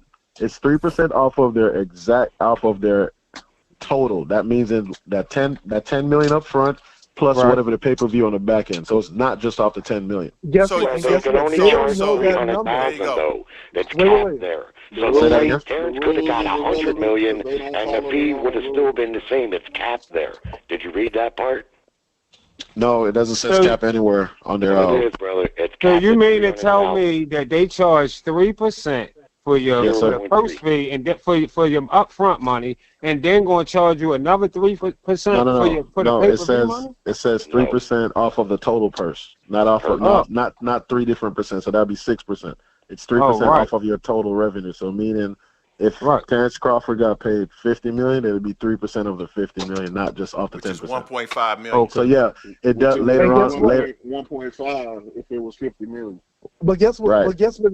Okay, what? let me read. Hold on. This, hey, real quick, guys. Real quick. Hold on, guys. Real quick. Let me read this real quick. I just put it into Google. It says, yes, WBC sanctioning fees are typically around 3% of the fighter's purse, but they can be capped or reduced for major events, as seen with Terence Crawford's fight against Canelo Alvarez, where the fees was lowered to 3% to 0.6%, around $300,000 due to the fight's massive scale, though payment disputes still led to Crawford being stripped of his title. So what is it? Hold on. There for it to be So more what than this is saying- $300,000, basically, guys. Yeah, what this is saying Is there a fee for holding the belt? When you hold it and don't fight, when you don't defend your mandatory? No, there is no fee for it. It's based off of the actual fight. No. Nope, but you get that money that they collected money while you holding it belt. They didn't The let lesson Charlo for sit on Solomon the here, and not collect no and the money. lesson for all the sanctioning bodies, if it was me, what I would do, I would say, all right, fellas, new rule. You want to fight for our title? You got to put our agreed-to sanctioning fee in escrow. Just like the fighters and their managers insist that their purses be in escrow, you got to put the money in escrow. This way, we ain't got to look for you when it comes to getting our dollar, right? Because if you agree and we put our belt, you can fight for it. That's the deal. Yeah, but the money's got to be in escrow first. If you don't want to do that, you're telling me basically you probably wasn't going to pay anyway, or there's some type of problem. Now, listen, the sanctioning bodies are corrupt. We know this. I'm not going to bat for them. But the thing is the disclosure. When you know, you know. Bud knew. Guy's had 10 belts, and he's used them quite effectively to market himself. And that's what they're partly there for. And the sanctioning bodies, whether you love them or hate them, they've been a part of the pay scale for a long, long time. And the fighters and their management are well aware of what the deal is. Right. Some fighters have complained, like Andre Ward, of course, Bud Crawford here now. But other fighters, you never hear anything. Like, I never heard Pacquiao. Roy Jones had so many belts, he had to have an army of guys carrying him in. I don't hear everything, but I never heard Roy complain about the sanction fees. He knew what it was. He wanted to. That's that human greed finally stepped in. Everyone has it. His just showing in front of the world right now. Yeah, no, but it's No more one than wants human. to- But hold on. It's more than human. It's more than human greed, man. Now he's greedy. It's more than But hold human on, greed, guys. though, bro. It's more If than he human paid greed. the Hold on sanction real body, quick. and Hold on they're real all quick. I asking want to for the say same this. amount. Hold on. And they're all good. Hey, hold on real quick. They I keep want to say ignoring this. that. They keep ignoring But that. hold on. You can say what you want to say. I want to address what Corey's saying in terms of human greed. It's more than human greed. This dude just likes to get over. Because if it's capped at $300,000, then when Bud was making $3 million, 3% of that is $300,000, right? Right. So for me, guys, but also, people are ignoring what he said on the video, though, right? He said he paid all the sanction fees sanctioned by the same thing. That because they're all asking for the same percentage. So you can't take Bud at his word if you can't take Maurice Sula at his word. Mathematics. If they're all They asking both for the argue same that point. percentage, yeah. if they both are asking for the same percentage, and all the other three agreed, that means they paid all the other three the right percentage. So the WC So is he in question if the others agree? Stop talking to me about why somebody else's fee is different, bro. It's not about that. How do you know Bud is telling the truth? He paid what he How do you know was Bud is owed. telling the truth? Were you there? If you weren't there, you don't want to How do you know sanction bodies are telling And we can only have one person talking at a time. We can't hear everybody. Let's not be talking Hey, everybody's talking at one time. Hold on, real quick. Ain't Let's talk. nobody complaining but the WBC. The WBC got paid, and they asked for more money. No, they and the whole didn't. thing is based on that retirement fund that doesn't exist. Hey, Boxing Hacker. Boxing Hacker, what you did when your pay got paid? Hold on. Are you good with Boxing counting? Hacker, hold on. We can solve this, guys. Hold on. Dude, hold on. You can solve this with simple math. He owed $300,000. It's capped at $300,000, which means he couldn't have paid shit. He didn't pay. Because he made $50 million, bro. It's capped at $300,000. He paid something. He didn't pay. He didn't pay. Y'all need to hold on. Y'all need to watch the video. Y'all gotta watch the video, man. They didn't take what he offered. He said they didn't take what he offered. Okay. Exactly. They declined what he was trying to pay them. Okay. Other three sanctions. It wasn't So he didn't pay. So he owes $300,000. Like, what is it you not understanding? They rejected what he wanted. You're saying it out of your own mouth. They rejected what he offered. He didn't pay what they asked for. He owes $300,000. Period. But which is what they kept. You know what's crazy? You also said how much you got. Hey, yo. You also said how much. Hold on, Greg. This is crazy. Don't know how much you got paid. He is saying because he got that belt back. They're asking more than the other sanction bodies, but all the sanction bodies are asking for the same percentage. All the sanction bodies are asking for the same exact thing. So if he's asking, how do you know that? How do you know that? how do you know that? No, how do you know that? How do you know that? No. You are repeating what Terence Crawford said. What the hell are you talking about? Crawford is on record stating that he negotiated those fees. So they didn't ask shit. It doesn't matter. So he don't He took the WBC though. Relax. It doesn't matter. The problem with that is he already gained advantage from the distinction of being undisputed, and he already got the product. He already got the product. And there's where the real problem is. That's a dine and dash scheme. Boo fucking who? No, well, he won't win in this case. Here's the thing, right? He won't be playing for the They just upset. They upset. Here's the thing, right? Greg, let's like this, right? Let's say I owe you wouldn't Greg, say boo and fucking who if Shelton it was you 3%. There's too many people talking. One night. And I pay Shelton, and Shelton says, too many people I pay talking. you the exact same thing. It has to be if it was complete for Shelton, it has to be complete for you too. Because y'all asked for the same exact amount. I'm lost with They what you're don't saying. I have to missed what you're saying. negotiate, bro. The others did, and that's good. They don't have to. Nike doesn't have to. Hold on. fill Let me their ask shoes for Boss what and Hacker a Adidas question does. real quick. And you don't have to work like you neither. Let me ask Boss and Hacker a question. So hold on. Box and Hacker. If he Box would and Hacker. have told Hold Solomon on, guys. before the fight that he wasn't going to pay, Solomon would have said, "Well, then I'm not sanctioning it." And there you got a whole different can of worms. There he's standing on principle, and I could get behind it.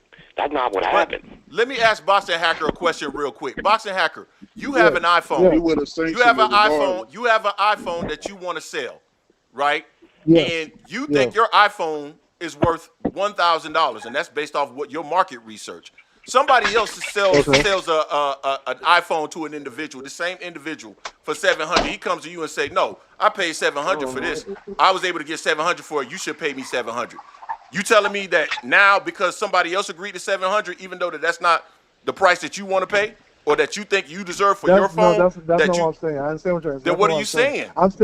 What I'm saying is that, okay, this is what I'm saying. Greg, let's say I owe you 3% of $10, and I owe Shelton 3% of $10, right? If I pay Shelton and you do the exact same thing, and it's correct for Shelton, it's also correct for you because it's the same amount. No, not necessarily. No, yes. I can't even agree with that. I can't agree with that. Oh my God! Because hold on, Hacker. No, because look, $10 don't mean I'm gonna take the same shit.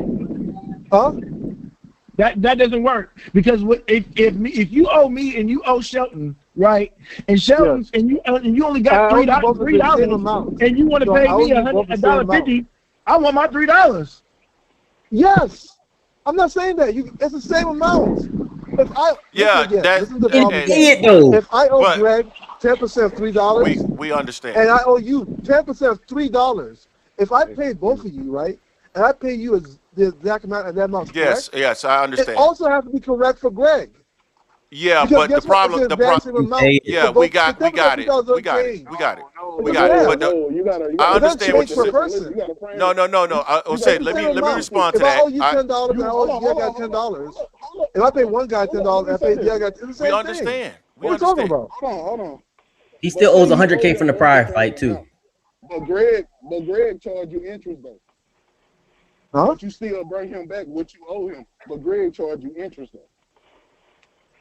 What are we? But like you guys are like really outside the boundaries. That's the problem. Guys, you guys are creating. Because the initial thing was it was a percentage of an amount. Why are you charging interest? Hold on. And now we're where we're at. He didn't pay it. The bottom line, he didn't pay it. Listen, guys, you're not creating your own facts. You're creating your own facts, and you're arguing. You've created your own facts, and you're arguing against your own facts. Let's say you pay everybody. He paid everybody, and the WBC is asking for more, even though it's the same percentage for all of them. Why would they ask for more than what he paid them? So not more than what they're entitled to. They don't have to negotiate. That's the point. That's the point. The percentages are the same. You're not listening, Boxing Hacker. Hold on, Boxing Hacker. Hold on, Boxing Hacker. Hold on. Using your scenario. Hold on. Okay, let me ask you guys something. Hey, guys. Hold on. Boxing Hacker, using your scenario, $10 you owe myself and you owe Shelton more, and you're saying 3% of that, right?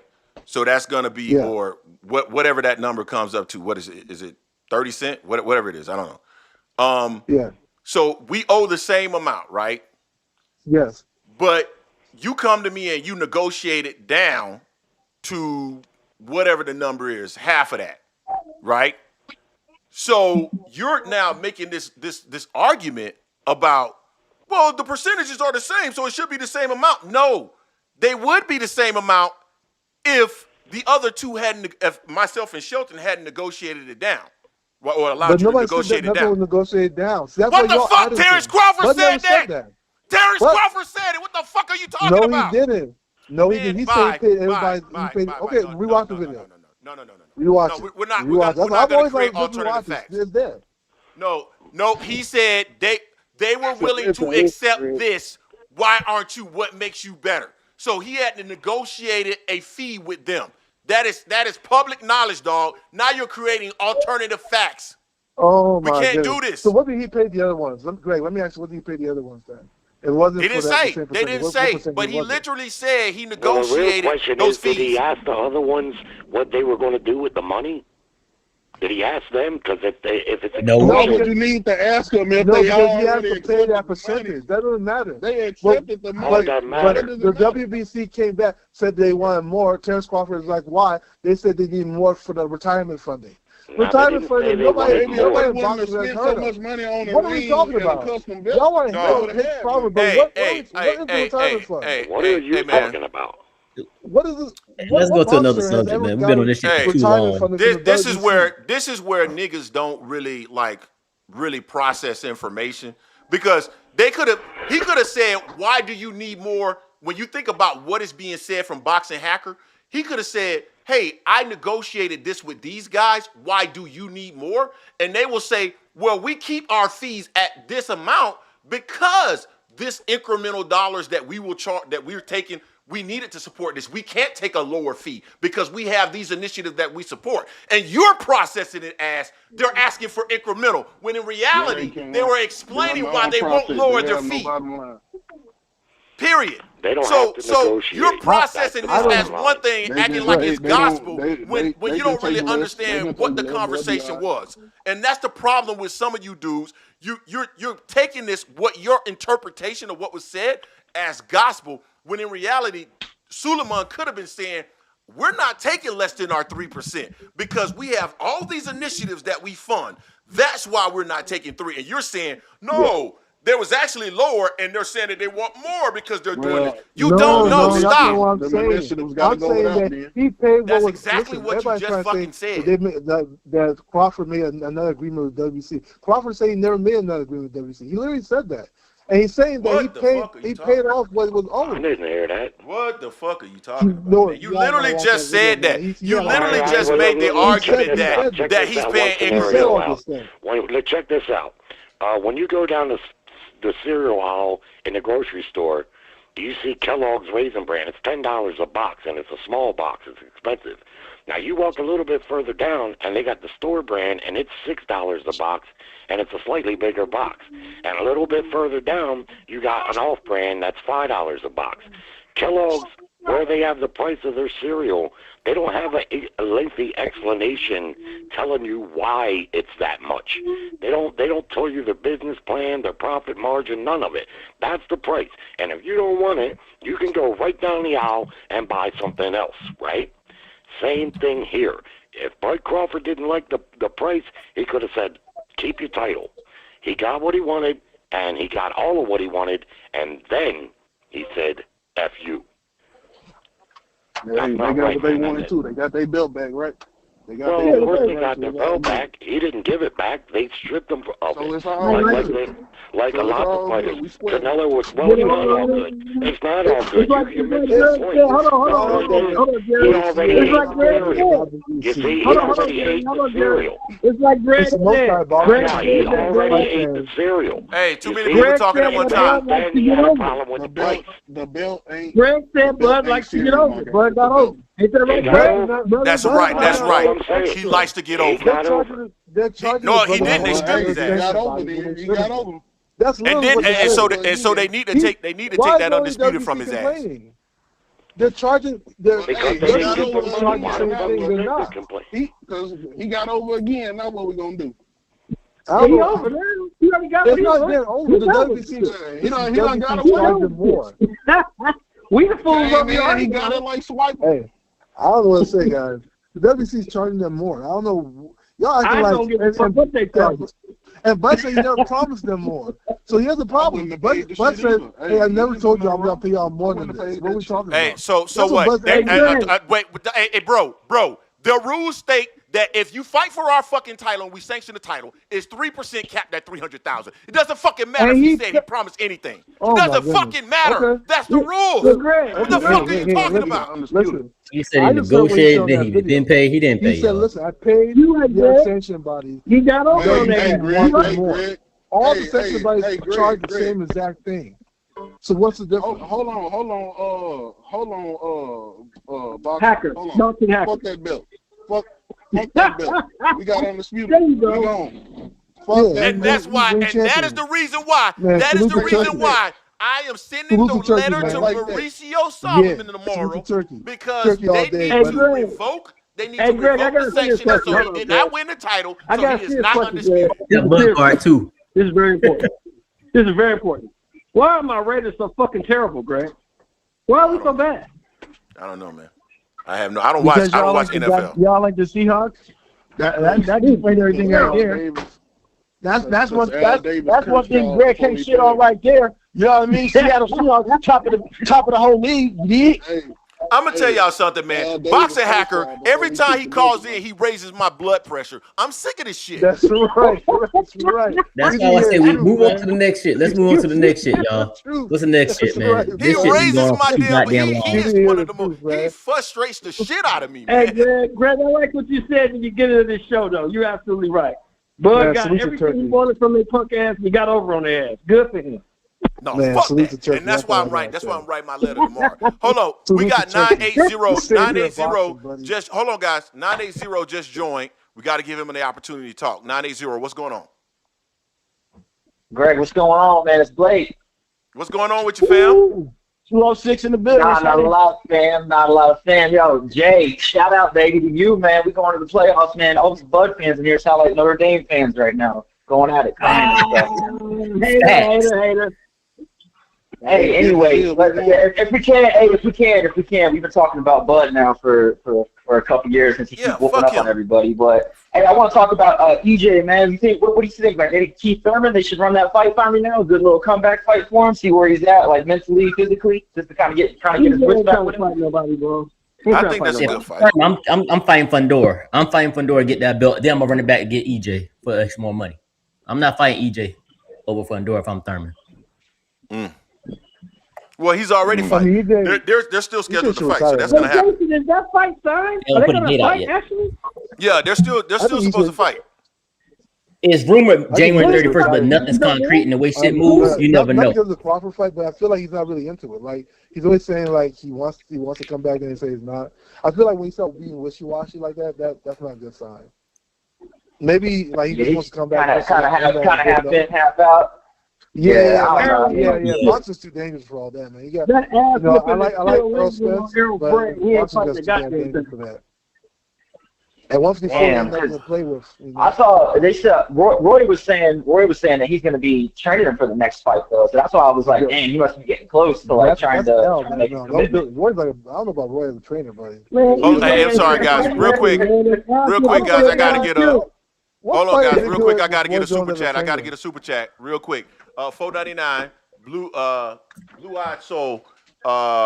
He just likes to get over on folks like he did with Errol. Man, none of y'all didn't learn or not talk when others are talking. Yeah, gotcha. Man, Errol ain't know how to negotiate, man. You got over Errol ass too. Good. Hey man, listen. I've had enough of Bud Crawford conversation.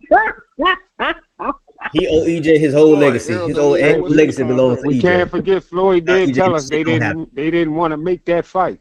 Floyd did expose that after the Errol fight. We know why. So I can tell you guys factually that the reason why they didn't want to make the fight was because it was the negotiations, what Errol was willing to give up didn't make sense for how he was positioned in terms of what he should have gotten.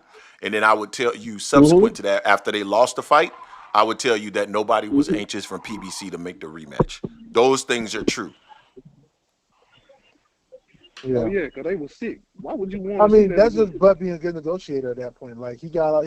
Man, fuck Crawford, and fuck Crawford. Get off the keys. Necessary. Yeah, boy. Boxing hacker. This is boxing hacker right now. Buffett all the time. You know how to negotiate. Put it on my face. Yeah. Put it on my face. Damn. Damn, man. Shit. Man, shout out to Bud, man. Bud, he's nice to it, man. Man, What about your boy Shakur not wanting to fight Shock and telling him that he needs to go fight somebody else? I think people talk crazy. No, but Shakur's about to fight Tio. What is with what? Yesterday. Like, what the hell y'all talking Check about? fought yesterday. What do you mean? What you mean? Is at 130. You need to fight that man. That man is gonna be his mandatory. I think Shock should fight Raymond Ford first. Right now, we fighting a better fighter right now. What are you talking Did about? this nigga just say we? Did he just say we? That nigga ain't no Take a step down. Fight this 130 pounder. What you sound like? He'll whoop his ass. Shock I think Raymond Ford will just fight. You need to be hyping up them other two people that beat him. That's what you need to be doing because he got three L's on him. Three.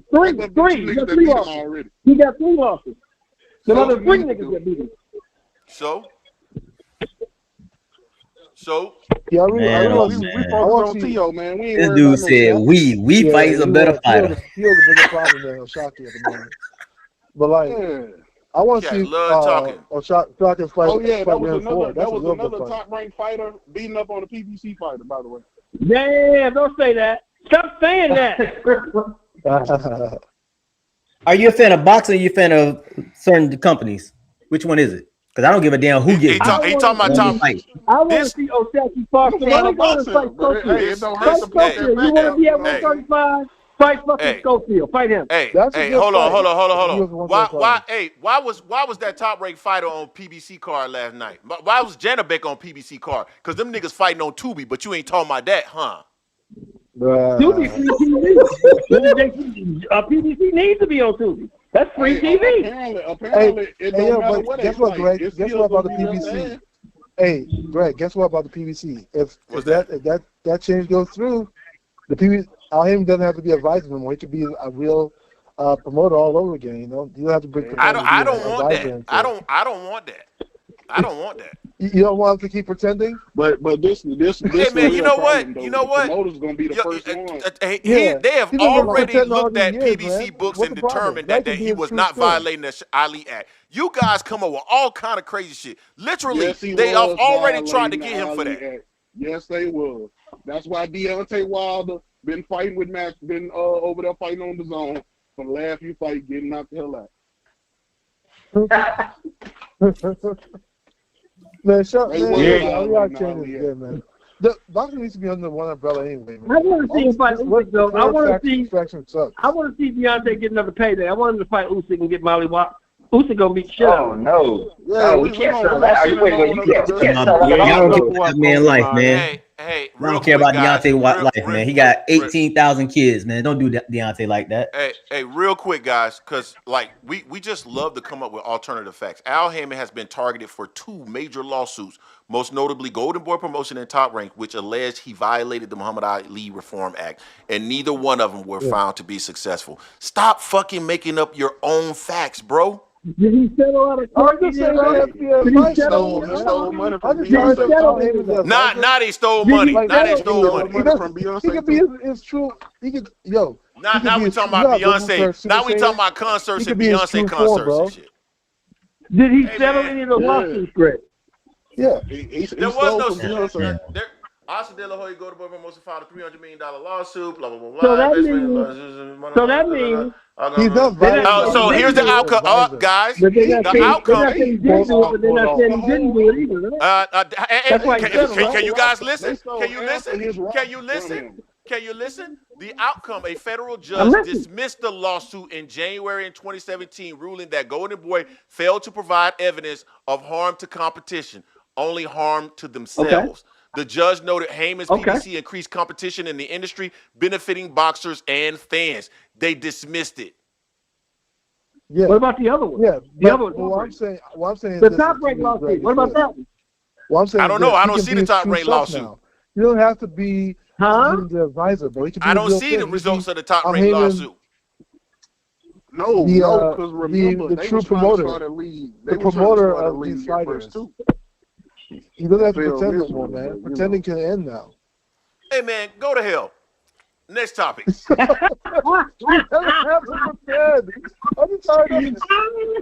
I've already read I literally So read the facts, and the facts do not matter to Boxing Hacker. Boxing Hacker would say, I didn't say, were you I in the didn't say he was courtroom? breaking the Ali Act. Were you in the I'm saying he courtroom? doesn't have to pretend to be an advisor no more. I never said he was breaking the Ali Act. He's always As long been as just he the calls himself advisor. an He's always been he's just not the going advisor. against the Ali Act. But now he doesn't have to call himself an advisor anymore. Let's push it initiative, man. When So you say you gotta give a double dip and take more money from the fighters, what you saying, Boxing Hacker? Tell PBC to get their ass on Tubi like everybody else. Might as well. Ain't nobody paying for that. Yeah, PBC was on Tubi and clown the shit out of them, man. Stop it. I'm so tired. I'm so tired of this guy. What you mean? We calling them out. man. I'm so tired. I'm so Finally tired got her of these Super guys. Saiyan out here, man. I haven't seen that guy in over 20 years, but shout out to him, man. But You know why guys. they so against this whole Zuffa business because they know Why? the older boy, especially Oscar, the older boy gonna be the first to go. They're gonna be the first to kick the bucket. Then it's gonna be PBC, and then so on.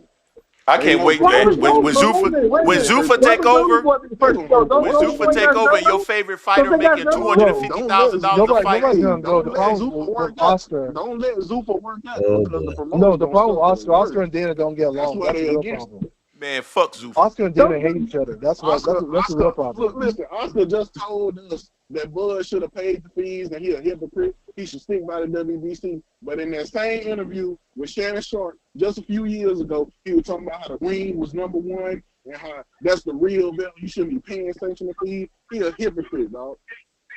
Don't Oscar got Zerto over there? Ain't Zerto on Golden Boy? He about to get him beat up too. I don't know. I mean, Zerto's supposed to be mad, right? No, Bill 12-0'd him already. Oh, yeah, I remember that. Hey, didn't that other boy fight Saturday? Uppercut? Why do you think that we hate? Yeah, Uppercut won yesterday. He got hurt. Didn't Uppercut decapitate somebody Saturday morning? Ja got caught with a good shot. And what happened? The dude he caught, that dude in the hospital. Dude got a brain bleed. He put that boy in the hospital.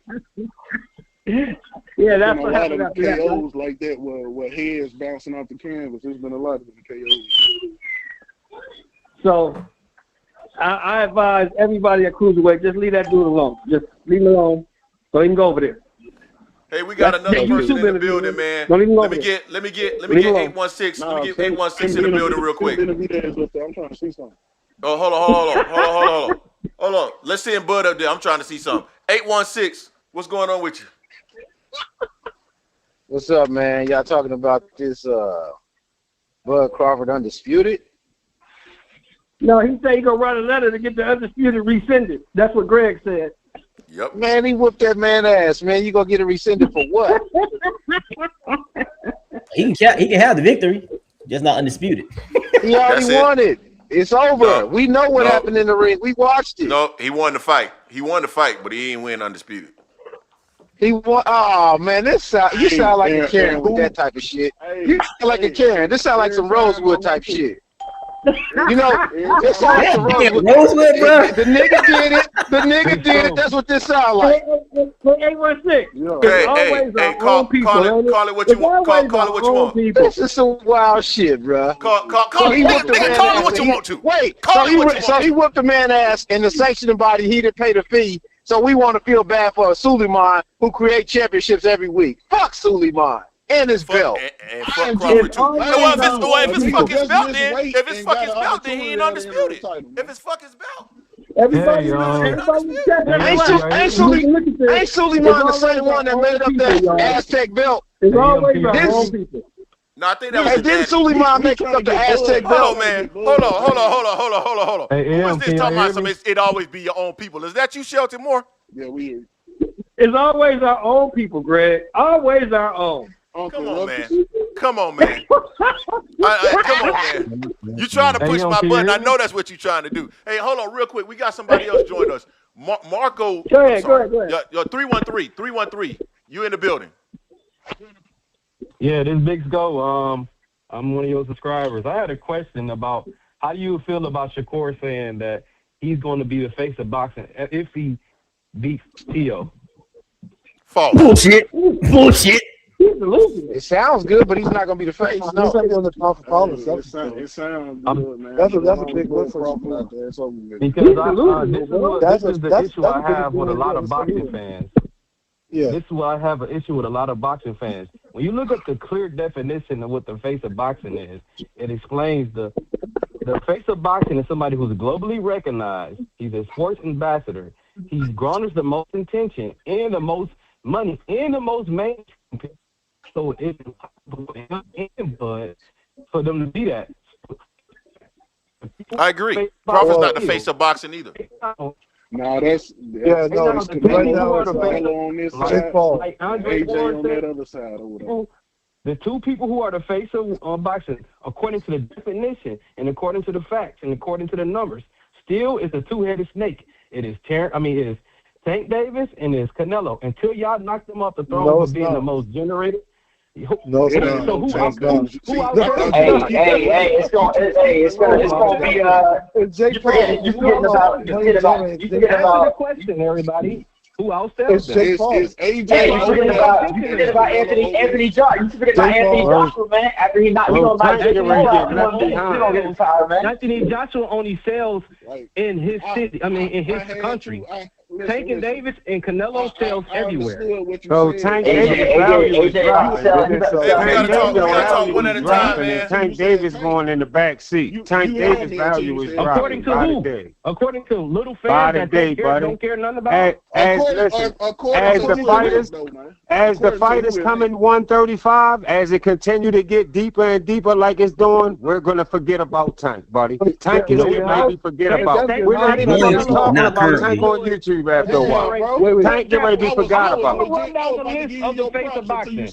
I'm gonna run down the list of the face of boxing. You had Jack Johnson. You had Jack Johnson. You had multiple fighters. You had Joe Louis. You had Muhammad Ali.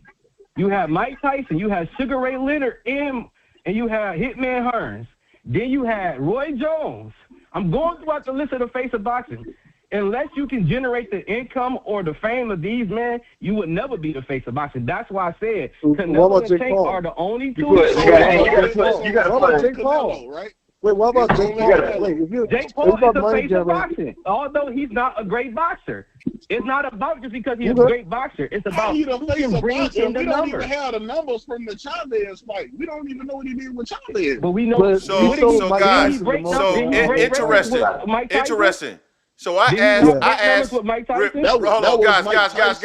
guys, real quick. I asked AI, and I used the criteria, who is the face of boxing, and this is determined by recognition, sales, global appeal, and those. And when you consider when you consider sales, they need to be the A side in those sales.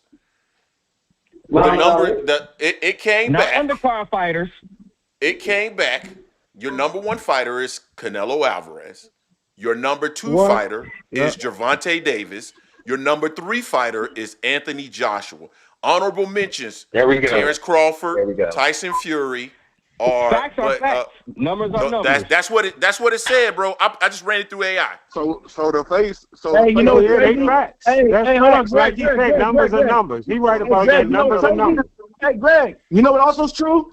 Terence Crawford was said whatever he said. He was the #1 search athlete in all of 2025 on Google. Okay, isn't that what they said?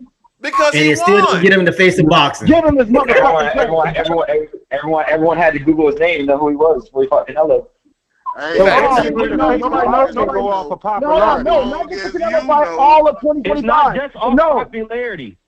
It's not all Canelo. It's all of 2025. It's all. You don't know how. Let me ask you this. Let me ask you this. This is very important. Let me ask you this. If you can say, I can understand everything you said to make him the face of boxing, but what if the resume? What about the resume? Is that still involved? They don't care about that. They don't care about that. Listen to the point I'm about to make. Casual boxing fans do not care about the stuff that hardcore fans care about. But who cares? I see Let's somebody be real bring about it. one thing, though. Casuals, man. It's, Casual the face of boxing fans is the are the popularity reason why thing, these right? fighters get paid. Without casual fans, And Canelo's still number one. Canelo I mean, was but be number one. He just got his ass whooped. Yeah, he might have got his ass whooped outclassed, but he's still number one. Yeah. I don't give a damn. I don't give a damn. I don't want to see him fight unless he fights somebody that can fight. Let me ask I don't want to watch him fight William Scully and nobody like that. I don't want to see that shit. Who has the better resume, Canelo Alvarez or Bud Crawford? Who has the better resume? Canelo Alvarez easily, but it doesn't matter because he got the ring and got his ass whooped. Hold on. How did that resume help him in the ring? It don't help at all. It don't matter. It don't matter about the work you did. It's about the work your ass got work. About who's the better fighter. I'm talking about who's the most recognized. Who's the favorite. I don't give a fuck if he was recognized from here in Timbuktu. He got his ass whooped. Hey, okay, guys. So hold on real quick. Hey, hold on real quick, guys. I want to share. Guys, hold on. I want to share my screen because so you can see right here. This is Google Trends. This is Terence Crawford, Canelo Alvarez, and Gervonta Davis over the last year. If you look at this little section right here, you see that Canelo Alvarez trends higher than Terence Crawford over the last 12 months. So technically what you're saying, it cannot be possible. Band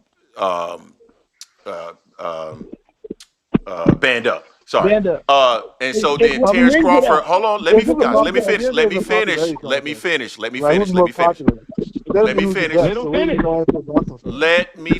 guys. Stop before you start jumping to try to defend it. Just let me finish. Terence Crawford is number 2 and Gervonta Davis is number 3. This is web search, okay? I guarantee you if I were to change the range, because Terence Crawford saw a significant spike in September. I guarantee you if I changed the range and took out September, I guarantee you he would trend lower than Gervonta Davis. So, because he had a huge fight with Canelo Alvarez, the other guy that's trending, the most high trending boxer in the sport. So he piggybacked off of Canelo Alvarez's trend to trend upwards. But I guarantee you if I took out September and just looked at from like October, November, how much you want to bet he's dropped back below Tank where he's always been? He is not as popular as Tank, dog. Stop it. He's more he don't need to be as popular. He just need to be right good. Now he's it more don't popular. matter. Let it go, buddy. I'm just killing your narrative. But he was popular enough to get the fight and become a memorable fighter. Because that's fine. I don't give a fuck about popularity. Can you fight? I don't give a fuck about that. But that was the topic though. That's what y'all were just talking about. Casual fans run boxing, not us. Move the goalposts. And Canelo Alvarez wouldn't have fought Terence Crawford if he wouldn't have gonna make no good money fighting him. So he fought him and lost. Of course. Well, he got good money. It takes money to get Canelo in the ring. It takes money to get Tank in the ring. All right. It's no different than Jake Paul picking Mike Tyson when he was 50-something years fucking old. What I'm telling y'all, it all takes money. It all boils down to money. We know it takes money. You ain't got to tell us. We understand economics. We know it takes money. What are you telling us that for? When it comes to being a face of boxing, your face will never be. Devin Haney would never be the face of boxing. He don't got to be. I don't give a fuck if he's the face tomorrow or the next week. Guess what? Who's going to be remembered more? Canelo and Tank.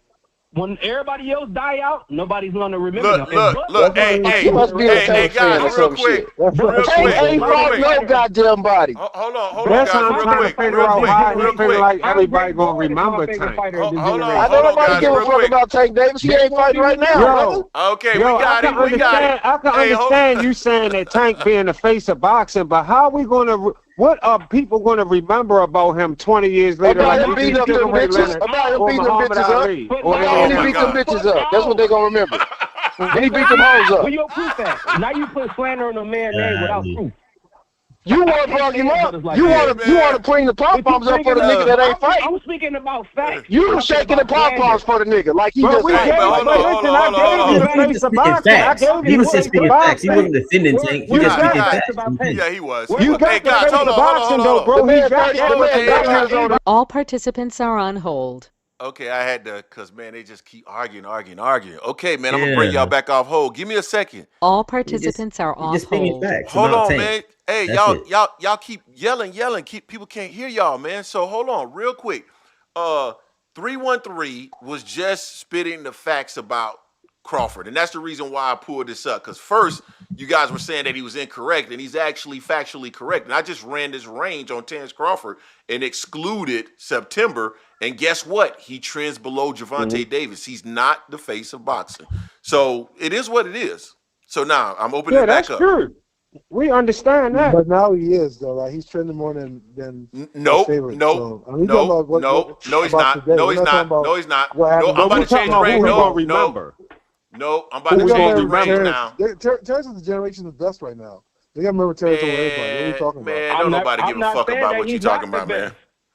He's the generation. He's not the best. Man, y'all, don't nobody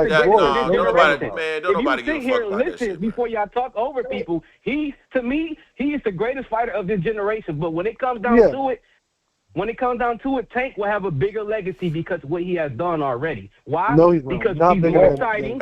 He's look, more polarizing. Okay. He has more charisma. So that's why facts. was the Hold on, real quick. Boxing hacker. No. Boxing hacker. Hold on. Boxing hacker. Beat 7 times, but do they care about that? Why? No. Ali was undisputed too.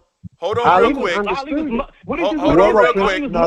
Guess what? Tank Davis is must see. Yeah, we got it. Ali fought everybody though. Ali fought everybody. Look at Ali's resume. Let me jump in here. Kill Ali. Hold on, real quick, guys. I'm going to give you guys the floor back, but hold on. We are not talking about who they fought. We talking about legacy sake. Yep, hold on real quick. Just to answer the question. Just to answer the question that was being said. Hold on. All participants are on the hold. Question that was put out there by Boxing Hacker. I have the numbers up here. Terence Crawford is still trending below Gervonta Davis today. After he only trended higher because of September because he was tied to Canelo. Stop the cap. All participants are off hold. You Now, hating, everybody's Greg. back. That's gonna be the next statement. You hate no. We don't give a fuck about it. Yeah, maybe they'll say I'm hating now. Some people logged off because I guess they didn't like being paused. Go ahead. Greg, this is a position I have with a lot of so-called hardcore boxing fans. They don't realize it takes money to rule this sport. For sure. And it takes money to generate the fame. And Tank generate the fame. I'm not saying he's a better boxer than Crawford. He's not. But what I'm saying is he's more recognized. He's more famous, which makes him the face of boxing. Hey, let me ask a question. Hold on, real quick. Let me let Mr. Too Rich. Hold on. Let me let Mr. Too Rich get in. But before I let you talk, Mr. Too Rich, I gotta get this super chat. $4.99. Tank has sold 2.9 million pay-per-views with his whole career. Anthony Joshua has done 18 million in the UK alone, not counting the zone. Nobody in Europe, Asia, no Tank or Bud. But UK pay-per-views are also a lot lower. Go ahead. Go ahead, Mr. Too Rich.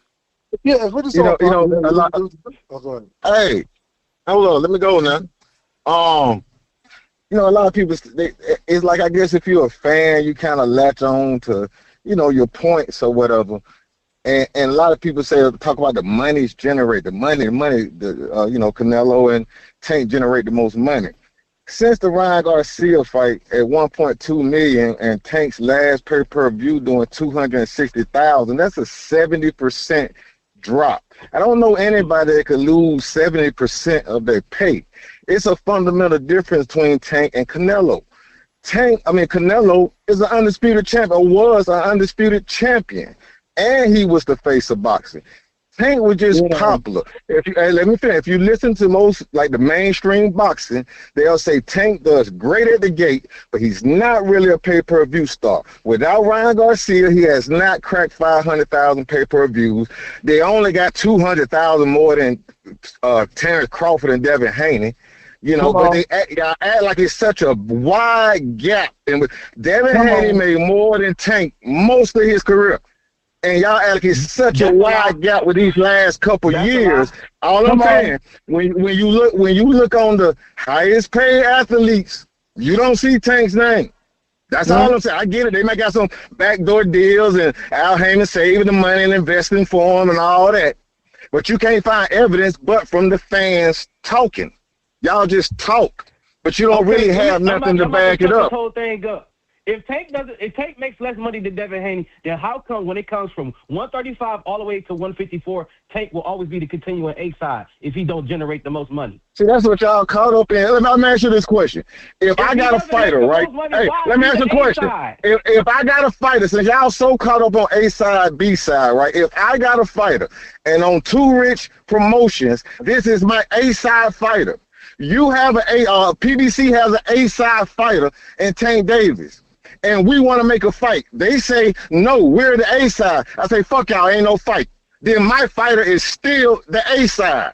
I just don't have to fight you. Every promoter can claim their fighter is the A side. The A side, that fight between Gervonta Tank Davis and Ryan Garcia. Hold up, that fight between Tank Davis and Ryan Garcia was co-promoted. That fight was co-promoted. That was not a total PBC fight. That fight was co-promoted. That means Golden Boy paid Ryan Garcia as the A side, and PBC paid Tank as the A side. Fuck y'all talking about? Hey, hold on, That's guys. how I know he don't know what he's talking about. Yeah, Every time somebody going to fight the Tank, they ask for Tank to send them an offer. Why? Because he's the A side. Hold on. So, Mr. Too Rich, can I ask you a question, Mr. Too Rich? Yeah. Would you say that Gervonta Davis has a stellar resume? Nah, it's shaky. It's shaky. It's what now? To me, it's shaky. It's shaky to me. It's not impressive in the last 6 years. We all thought the way he started with being Leo Santa Cruz and Pedraza, he was going somewhere, but in the last 6 years, they ain't went nowhere. Hold on, Marco. I'm going somewhere. Marco, hold on. Marco, slow down for a second, bro. I'm gonna give y'all this shit back, bro. Don't let it hurt. He beat more world champions than Devin Haney. But Marco, hold on. And wouldn't fight Devin Haney. And wouldn't beat that world champion. He didn't beat that world champion. Marco, guys. Devin Haney. And now Devin Haney Marco, about to fight his shut this dude up for a minute, Greg, so I can hear you. Yeah, Marco, hold on, bro, because I'm going somewhere. So you don't think he has a stellar resume? Does he have multiple titles at 135? It's okay. So does he have multiple titles at 135? Talking about other than the email title? Yeah, other than one that emailed him. He ain't beat no champion, so I don't know how to judge that. I ain't seen him beat a champion. Okay, so he doesn't have a stellar resume. He's an email champion. So he's not the most glorious or recognized champion. So why is it that Shakur was calling him out, Devin was calling him out, T.O. was calling him out? Why do all these guys want to fight him if there's nothing to gain from fighting him? He's the face of boxing. Exactly. That is the reason why. That is the reason why. I'm finna land my plane right here. Oh, hold up. Let me land my plane right here just to say this. I'm just talking about the A side. Everybody thinks it's like a universal fucking A side. Soon as Tank left the PBC and went to Jake Paul, he was the B side because Jake Paul paying for the fight. Who pays for the fight determines the A side. More money. Jake Paul no, that's not how it works. Man, the PBC could have put the fight on. Right? If the PBC would have put the fight on, then Tank would have been the A side. What are you talking about? What are you talking about? Let me say something. Okay, hey, this is my last point. I promise you, I'm shut up. This is my last point for all y'all to think Jake Paul's so famous, right? He makes so much money. He fought Mike Tyson, right? Before the Mike Tyson fight, how many pay-per-views did he do? He did 68,000. After the Mike Tyson fight, he fought that other guy, Chavez. He did 28,000 pay-per-views. And y'all claim the dude worth some money. On Netflix he did, but he ain't selling no pay-per-views. Let me answer Greg's question. That's not the only number you're supposed to look at. He brings the fan base outside of boxing. Okay, let's let Hacker get in there. So when it comes to Shakur, right, and when it comes to Devin, why they call out? And remember one thing about Devin. Devin called out Tank, Lomachenko, Robert Eastern, Teofimo Lopez, George Kambosos. So when Devin called out every champion that was in that division when they had titles, and we went Lomachenko didn't even have a title. He called them out. You know, so like Devin was always calling top fighters in the division. Tank is the top fighter in that division. And same thing with Shakur.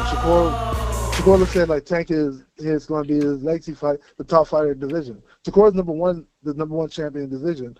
Tank is the number 2 champion in the division because he's the only according to who? WBA. According to the rankings. According to the rankings. According to who rankings? What ranking? You talking about ranking? According to who rankings? He's ranked number 1. Just Google Turkey, it. right? It's according to Turkey. You said it. Oh, you to give the facts on that. When it comes to Ring Magazine, who's owned by the same guy who enslaved Hold on. people. Okay. I don't trust his numbers, his rankings. Listen. No, that's not a conspiracy theory. That's a fact. We got brothers and sisters in Somalia getting sold by Arabs. Hold on. Let me just answer his question. Relax. Let me just answer his question. So when it comes to why they're calling out Tank, is because he's the face. No, because Shakur he's the face of the sport, and they want to attach themselves to the man who brings in the money. And Shakur, let him finish. Let him finish, Marco. He don't bring no damn money. Bro, Marco, let him finish. Let him finish. Yeah, Go ahead. so, Shakur's trying to fight the people, the top fighters. Devlin's trying to fight a top fighter in the division as well. When it comes to who has the better resume or whatever, the only problem with Tank as far as number of good people, some former champions, some from lower weight classes, some were interim from a higher weight class. The problem with him, I always say, is never fought a top champion in 135 since he's been there. He hasn't fought one top champion. He hasn't fought no Lomachenko's. He hasn't fought no Teofimas. He didn't fight no Devins. It looks weird. He has a WBA regular, right? And now the only reason that now he looks as a true champion is because Devin took the belt out of the division, and WBA just said we're just going to recognize one belt, and they recognized Tank's regular belt. Before that, it was a secondary belt. He's never real fought quick, top champion in that division. Okay, So real that's quick. the real problem with the legacy. No, I got you. I got to get to a super chat, and then I'm going to respond to what you're saying. Actually, a couple of y'all. So Blake Gibbs hit us with the 199. Ryan Garcia is a bigger name than Bud as a whole, and then Agreed. Mick Doonan 93. Sometimes I can't see the whole name. Sorry. The Zone running boxing. They put you all in hell. AJ owns 15% of the Zone on the board of directors. He is literally the biggest star. Stick him in your search. Okay. Well, I'll take a look at that. And then Pork Chop 199. Haney beat 6 champs. Tank beat 4. Buddy lied. Okay, hold on. And then let me say this. Tank So beat Miss 10 world Smith, champions. hold on. So the Jake Paul comment from Mr. Too Rich. Paul did 450,000 buys with Nate Diaz. He did 800,000 buys with Tommy Fury. So Mr. Too Rich, your numbers are not right. And then I hear. jacked up. That's not his last 2 pay-per-views, Greg. It's me now. That's not his last 2. Look at his last 2 pay-per-views, not those pay-per-views. That's fine. Hold on. That's fine. But you also said. No, I'm not talking about as a whole. I'm talking about the last 2 pay-per-views that surrounded the Mike Tyson fight. So we want to know, Mike, you did 108 million with Mike Tyson. How did that translate to your pay-per-views? Well, the next pay-per-view you did with who is it? Michael Penn, whatever the dude, Chavez, or who else? It was 28,000. So there's no translation from Netflix to pay-per-view. That's fine, but what does that have to do with the conversation of being the face of boxing? Because if Devin Haney or Terence Crawford then would have did 28,000, you know how much y'all would be talking about that. I get it. It ain't Terence Crawford, so it ain't much to talk about. I get it. But in every other sport, the best athlete is synonymous with the face, but not in boxing. No, that's not true. That's not true. That's not true. That's not true.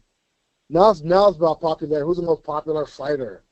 Before it wasn't like that in boxing. It was the top athlete. Yes, it was. It's been that way the same way. No, it was not. It's always been that same way. I can prove it. I can prove it. It's Prince been that Nassim same way since was the never beginning the of face of boxing, bro. It's been. Prince Nassim, he was very was the popular. face of boxing. Joe Louis was the face of boxing. Ali was the face of boxing. They were Sugar Ray the best Leonard fighters was in the that face of boxing. generation. Tommy Hearns was the face of boxing. Roy Jones was the face of boxing.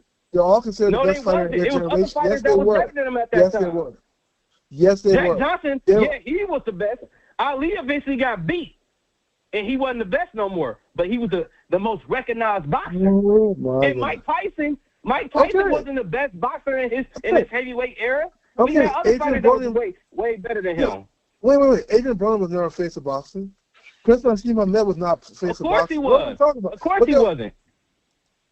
They're all popular. That's what I'm trying to like, tell what are you y'all. talking about? That don't mean nothing. He was popular. He was popular, Okay, but the true he face doesn't of have. boxing He doesn't fit is all the Jake streams. Paul. He don't That's fit it. all the. He don't fit all the levels of being the face of boxing. Hey, hold on, real, Hey, quick, guys. Hold on, real quick. After the Ryan Garcia Guys, fight. hold That on, shit real is quick. not- I that's gotta not how it inject. works. I gotta interject some facts. So what Mr. Too Rich is quoting is basically internet rumor. No real reporter has actually said that the Chavez fight did 28,000. And boxing scene actually shows that Jake Paul versus Julio Cesar Chavez, and this is the only information I can find out there, sets venue record for biggest boxing gate. So there is no official pay-per-view number out there by someone who's actually a reporter. What you are citing is stuff that's on message boards, fam. That might be what you see, and I don't have the information no more. So I take all I'm saying. That's the information that's out there. I'm pretty sure if it was a great big pay-per-view, you would know about it, right? Everybody spreads the good news. But 38,000 is or 28,000 is not right. Right. Hey, well, the fight before that, it said 68,000. So the pay-per-view before that, it said 68,000. So there's some mighty low numbers they attributing to Jake Paul. I'm gonna tell you why Tank and the other fighters haven't fought. Because all the other fighters don't want to bend the knee. Floyd bent the knee to Oscar. Floyd had to wear bigger gloves. He had to have a rehydration clause on him. He had to do multiple things to get the Oscar De La Hoya fight. And guess what? He went in there and beat Oscar ass. Guess what? If they so better than him, they're going to have to bend the knee to the king. When did He's the king. On that note, right? Imagine calling somebody king that ain't beat a champion, bro. You call a nigga king that ain't beat a champion. That's crazy work. Crazy work.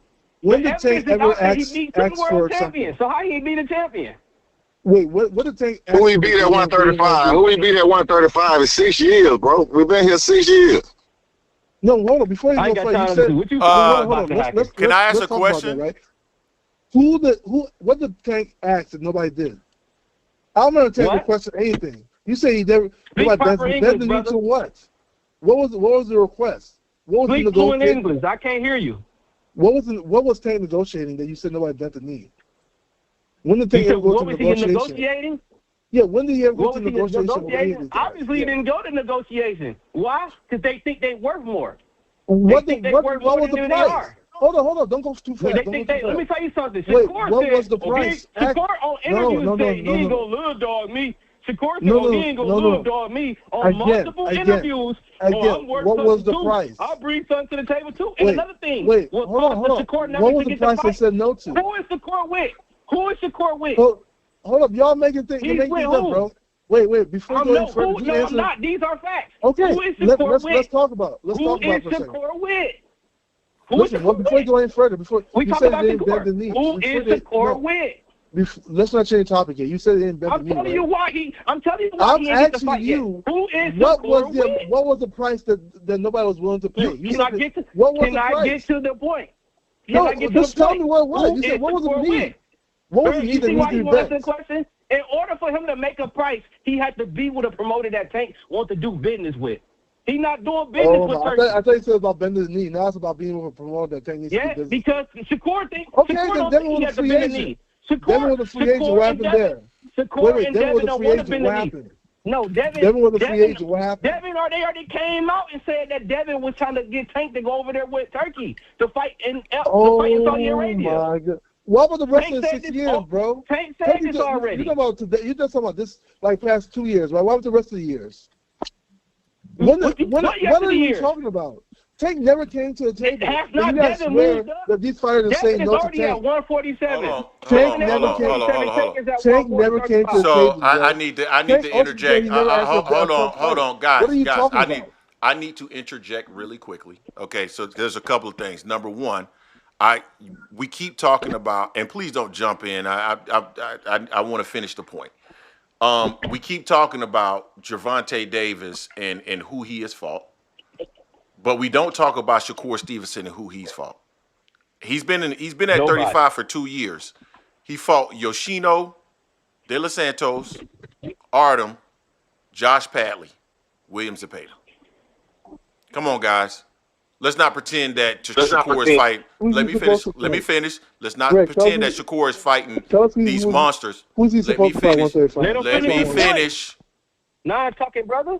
Yeah. So he does not. He has not fought a lot of contenders. I don't care what you're talking about, Turkey and all this other stuff. He has not. The second point I want to make is I reported to you guys before anybody said this that PBC had been in contact with Shakur Stevenson. I know this for a fact. So please stop with the narrative that no one has come to the table or inquired about a fight with Shakur Stevenson. That's simply not true. And Shakur talked about it. See, the problem with, I hear you and I agree. They contacted and Shakur talked about it on his Twitter. People ignore that. Shakur said that they told him that they're going to spin the block and come back in 2025. I have the link to the post. You want me to post it to show you?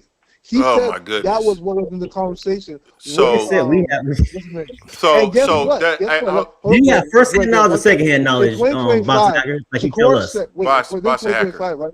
Shakur said he's no longer going to talk about that fight because they don't want to come to the table. Hey, man. You know why? Hey, you gotta, hey, bro. He said that was a promise. Bro, you got to stop. Bro, you got to stop. Because literally, Shakur is in another video saying, nobody reached out to me.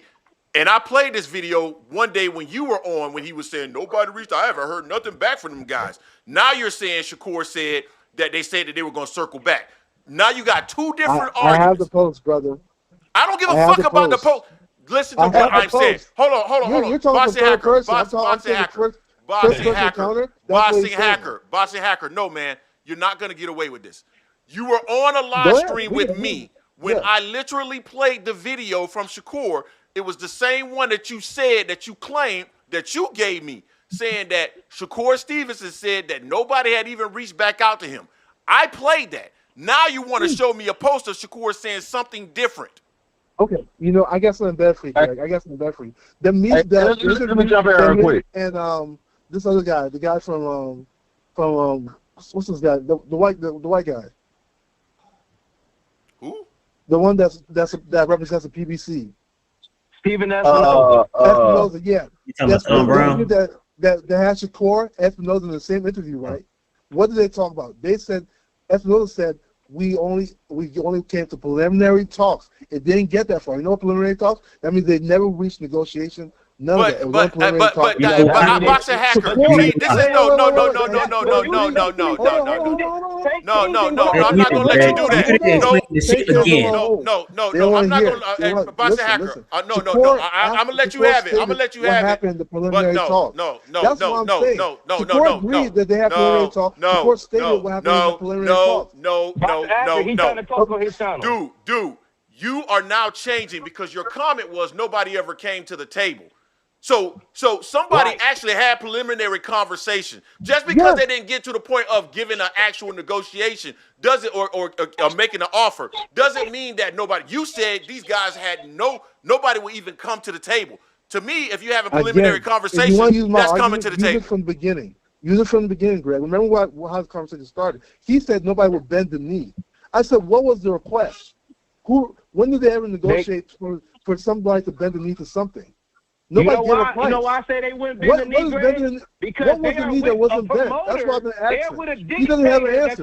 Nobody has an answer. They're with a dictator that's trying to take over boxing. And that's what that dictator going to try to do. You can fear-monger me with this anti-Islamic talk all you want. You are just as evil as this tank. What are you saying? You are just as evil as this tank. Listen, you can fear-monger me with y'all not on the same level. Hey, well, let me say this.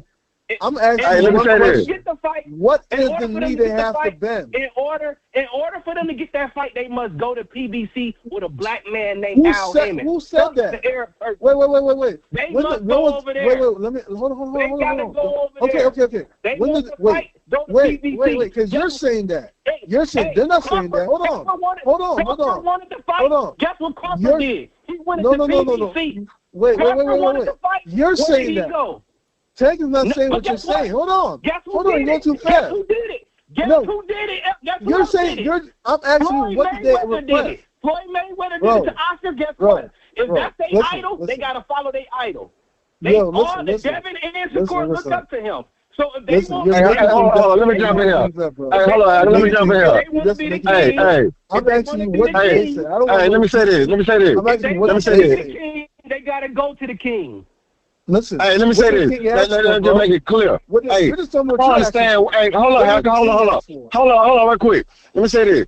I don't know why y'all listen to these lawyers speak, man. Espinosa was a lawyer, right? So he said we had preliminary talks with Shakur, and he noticed he didn't say Shakur turned down no deal. He said that wasn't what we were looking for, more of a one-fight deal. So he slick with his word. He said, we were looking. He didn't never say he said that to Shakur. Okay, Shakur comes out and says, you did not send me a one-fight deal. They got on an interview with Sway in the morning, face-to-face. And Espinosa never mentioned that he sent him a one-fight deal. He said, I sent the deal to Bob Arum. Well, Shakur wasn't signed to Bob Arum at that time. So why didn't he mention face-to-face, I sent you a one-fight deal? Because the nigga lied. Dude, again, y'all are creating. You guys create. Shakur never turned down a fight. Y'all making up. Listen. For a second. Don't matter, bro. Just listen for a second. If Floyd had to take heed to the A side, these bum ass niggas got to take heed to the A side. No, we got it. Listen. Hold on, guys. Oh my God, God, just listen. Negotiation. Take what the king give you. Okay, we got it. Hold on, guys. Hold on. You guys continue to argue things that are not even being said. When I reported this situation, I said that the PBC side felt that Shakur wanted something more than a one-fight deal, which is what they were looking for.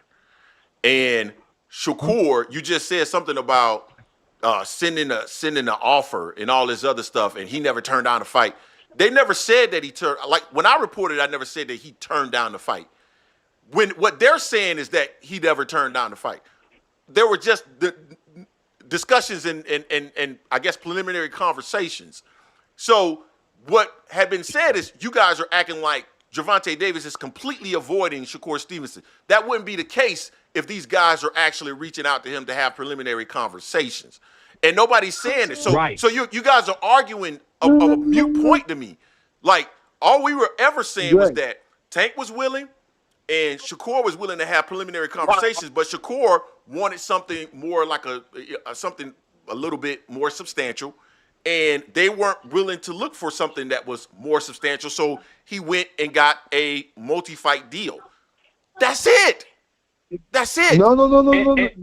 And guess what, Greg? Shakur talked about this stuff. The nigga worth $2 million at best. Everybody's just the saying nigga worth $2 million. He's Shakur not even worth said, $2 million. Wait. Not even worth $2 million. Devin Haney ain't worth $2 million. Y'all can say what you want. They $1 million fighters. Whatever. That's all they deserve. I mean, that $1 million is good money, bro. But they never see the face, Shakur, so they need to bow like peasants. Wait, hold on. How much is Tank worth then? How much do Tank get paid per fight then? Again, how much do Tank get paid per fight then? Said a one-fight offer was never. How much do Tank get paid per fight? $15 million or more. Yo, Greg, you understand one thing. Did he say? Hold on. Again, was never offered to him. Hold on. Here's my problem, Boston Hacker. Hold on. So when we say here's my problem. Here's my problem with what you're doing. Boston Hacker, here's my problem with what you're doing. Hold on. Here's my problem with what you guys are doing. Because you changed one word in your sentence from the last point. Before you guys said a one-fight deal was never sent to him. And we know that was true because they never sent a deal of any kind. Now you're changing to a one-fight deal was never offered. Two different things. Yes. So which did he say? Which did he actually say? He said that. I never did he say sent or did he say offered? He said two different things. He said it was never offered a one fight. He said that. I said the reason why no offer was made because they won't bend the knee. That's exactly what I said. There is to bend the knee to what? They have to offer you something. The face of boxing. They have to offer you a knee to bend, bro. And guess what? What I'm telling you is you can't go to somebody. You can't go to somebody who Tank don't deal with. You must go to PBC. Tank ain't saying that, bro. You're saying that. Hold on. So I'm gonna pull up. Hey, I'm gonna pull up this clip and see if I can listen to this Steven Espinosa conversation because, like, I don't really trust what you say. before? For a fight with me and Tank. For a fight with you and Tank, yeah. And when did this happen? Guys, god damn it, man. Hey, you gotta take this thing. What deal? I don't know. They have What are you talking about? All participants are on hold. All participants are off hold. Chill, man. I'm trying to play this clip and y'all keep going back and forth. God damn it, man. Hold on. I mean, years ago. Years ago. Are you sure? Is that what you're saying? Yeah. I mean, it was years ago. It didn't go very far at all because So if Bob Aaron was to get into the conversation, he's going to agree with this. I don't know what he's going to say. Okay. See, that's the thing with boxing, though, bro. Yeah, that's where the gray area happens. Right? Yeah, it's like that's what I'm trying to say. Like the fighters want to fight each other, but if we want to fight each other, it's all types of miscommunications and promoters having beef with each other. Where it's like we don't know about it, but it's like, come on now, bro. I mean, so you and Tank have verbally said to each other, "Let's fight." He said he was going to do something to me. Okay. He said he was going to do something to the houseboy from North. Okay.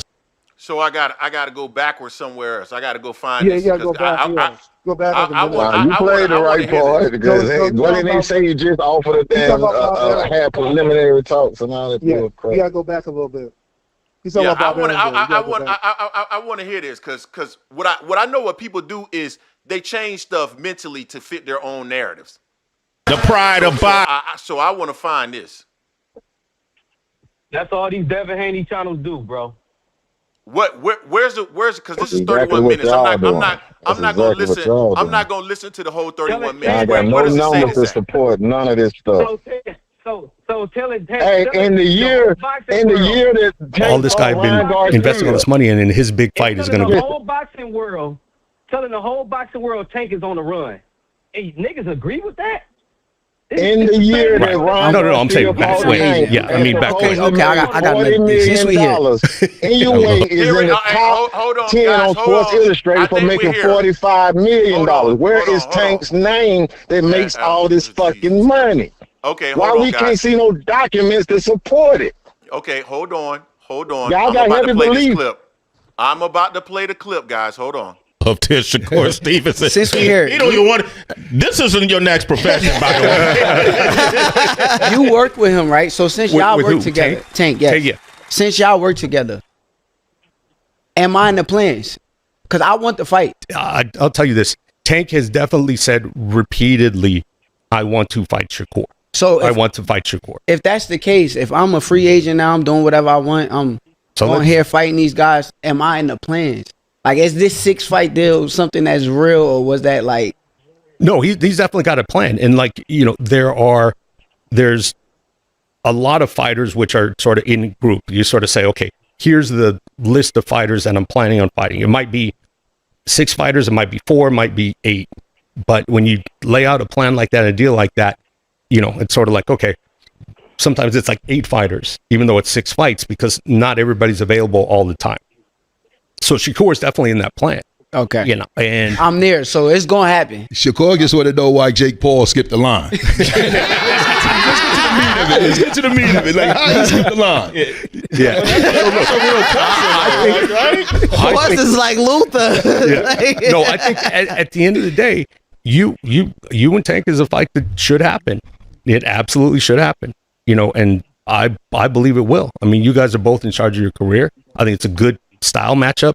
Like you said, the networks are out of the way. The promoters are out of the way. He's flexible. You're flexible. I don't see why it wouldn't happen. It's the best versus the best. Absolutely right. Let's make the best fight in boxing happen. And when you guys meet, how does that fight play out? Man, I ain't going to give you no game plan. You think I'm going to jump on the phone with Tank right after? No, I would tell you this. I'm going to come out victorious. Okay. Yeah. That's what I stand by. Okay. That's what you got to say. You're supposed to say that. No, right? It ain't what I'm supposed to say. It's what I know. Okay. But this is the boxing business. You get fighters, they go back and forth on Twitter, and they be like, let's fight. You got to put the business in between that, because fighters will be fighting all the time just because they're arguing back and forth. But the business got to make sense. So it's always about the bag. So that's why I feel like Turki Alalshikh come in, because he'll say, hey, here go the money, get these fights to happen. That's why I can't believe that Bud have to move up 2 weight classes to fight Canelo, and David Benavidez was right there at 168 comfortably. That's why the business of boxing took over. But I respect Shakur for actually saying he want the fight. Where is he at in the 6 fight deal? And where is he at in the 6 fight deal? Is his 3rd fight or something like that with Tank? It's a good question. It's early. It might be 2 or 3 fights in. You sure you're not freestyling? I think you're freestyling. I didn't prep. I didn't pull contracts. I didn't pull contracts before I walked into this, so no. Exactly. He's freestyling. That's where he's freestyling. I have a quick question, Sway.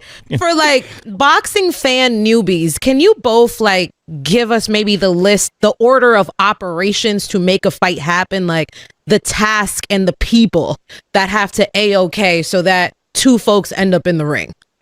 Honestly, I think that back in the day it was kind of different, but with like Turkey here, I feel like now it's becoming the way that I like, where it's like 2 fighters say I want to fight, and he makes the fight happen, and he put up the right amount of money to get the fighters to fight. So I think nowadays is the best that it is for me personally.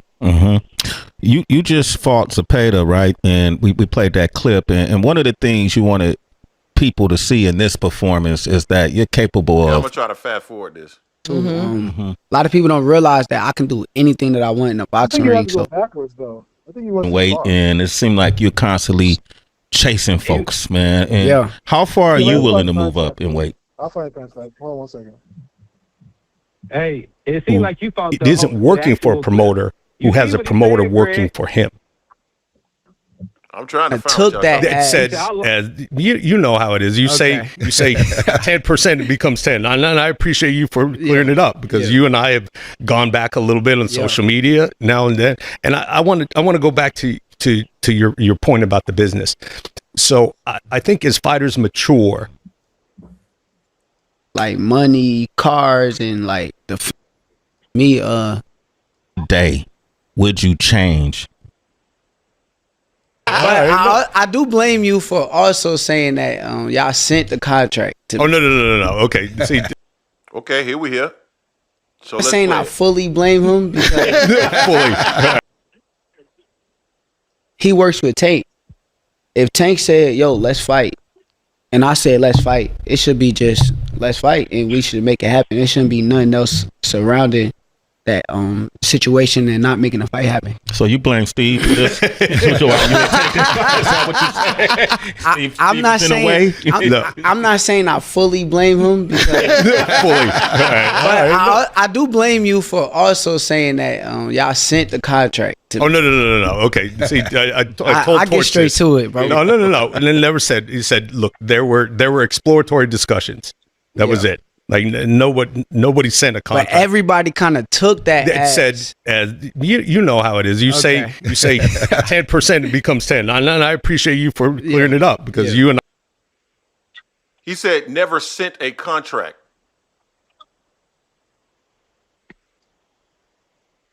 So what that mean? He also changed the word to exploratory talks. So who the exploratory talks were with? With his team, bro. It's the same thing that I've been saying. All this talk about like there was a 1 fight offer for Shakur. There was nothing there. Like I was saying that he was offered 1 fight. That was never said. Dude, so because hold on, because they did spend. Hold on, guys. Greg, because he did specifically say 1 fight deal in here. I'm telling you what I got from a source directly tied to it. So just because they didn't explicitly state that here doesn't mean it's not true. The third person or the first person? People lied. Shakur said there was no offer put for him. That's first person. No, he just said nobody ever sent him an offer. He didn't say nothing about there was never any exploratory. On Twitter, you want to give you the link to the Twitter? What he said? He said that they told him they're gonna spin the block. And that's why again was mad this year. So again, and then I can pull up. So he was expecting the Tank fight to happen. Dude,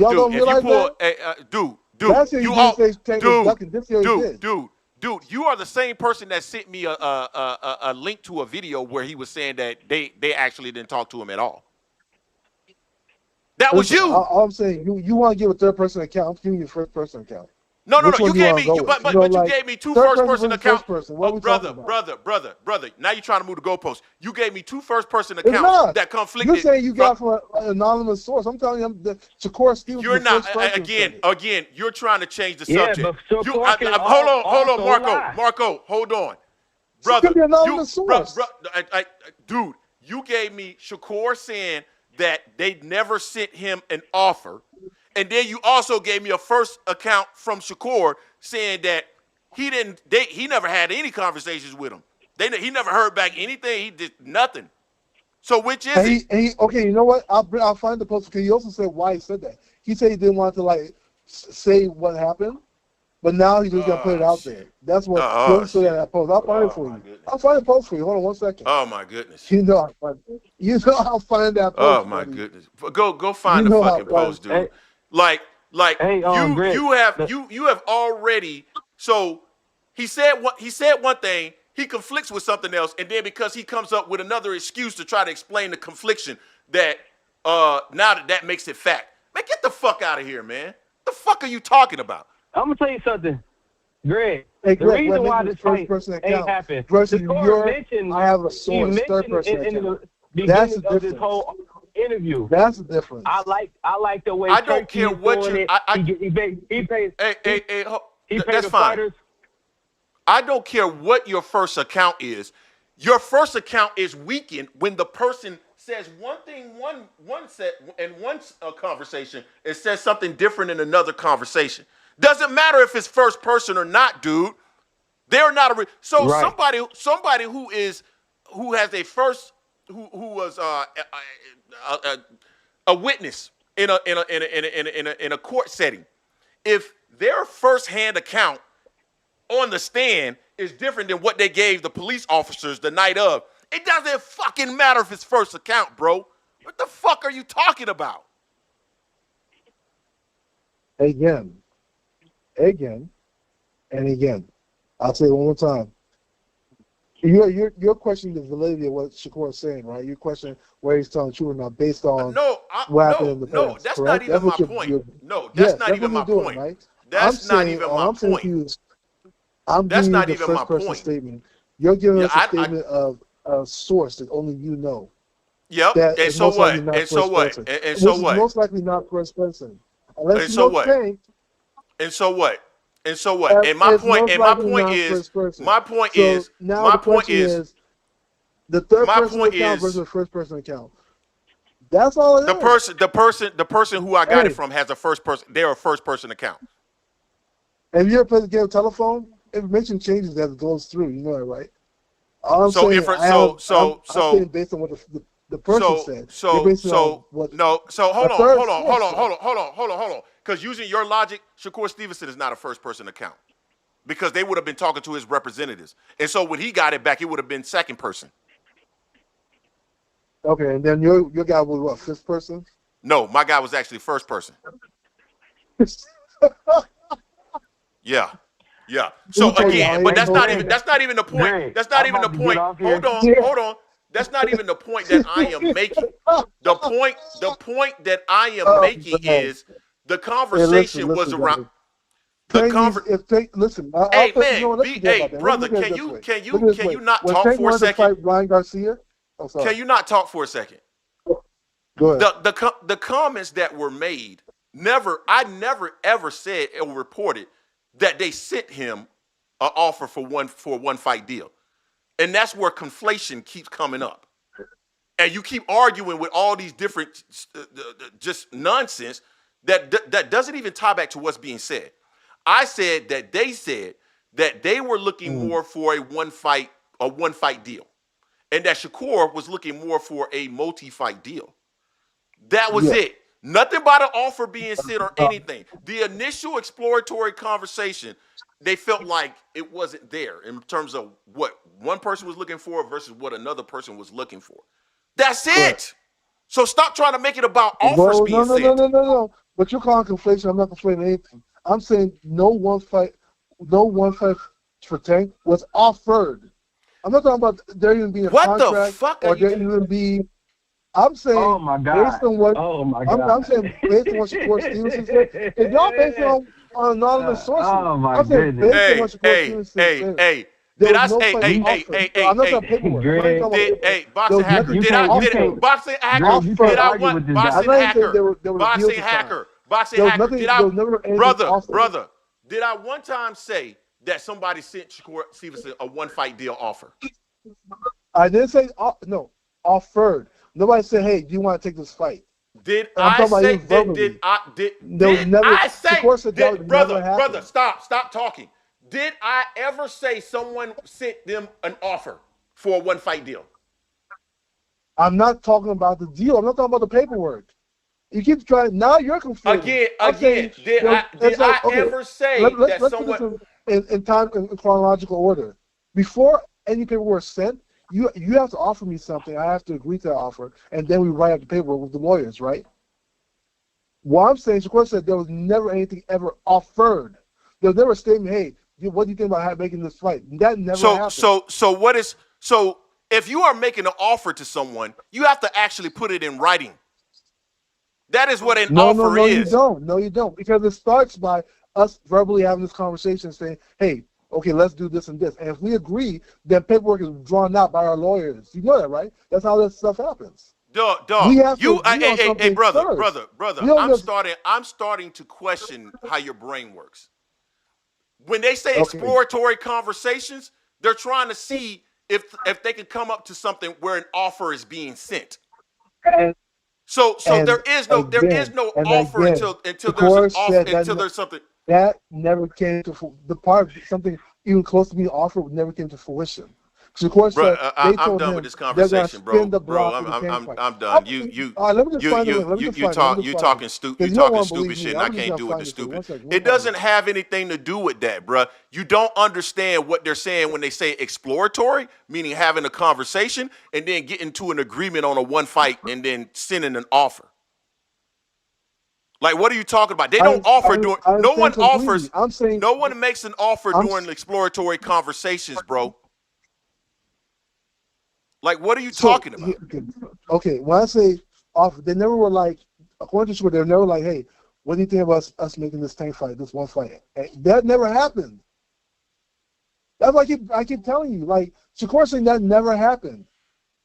That's why Shakur's mad this year, because according to Shakur, and his actions show it, that in 2024, they said they're going to come back in 2025. 2025 came, he's ended up fighting Jake Paul. Shakur goes on his little outrage. He's like, hey, I don't really want to talk about Tank. Tank doesn't want to fight me.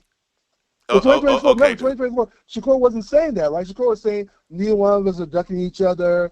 We're both going to see each other later down the line. You know why? Because in that quote in that role, he said, you just said, come back in 2025 to make the fight. And you just, and you saw how he acted. Bruh, you just said this nigga said in this video that they never had a conversation about an offer, and he hasn't said that not one time in this video, other than they never sent him an offer. In the post, let me just find the post. Yeah, we know that they never sent him an offer.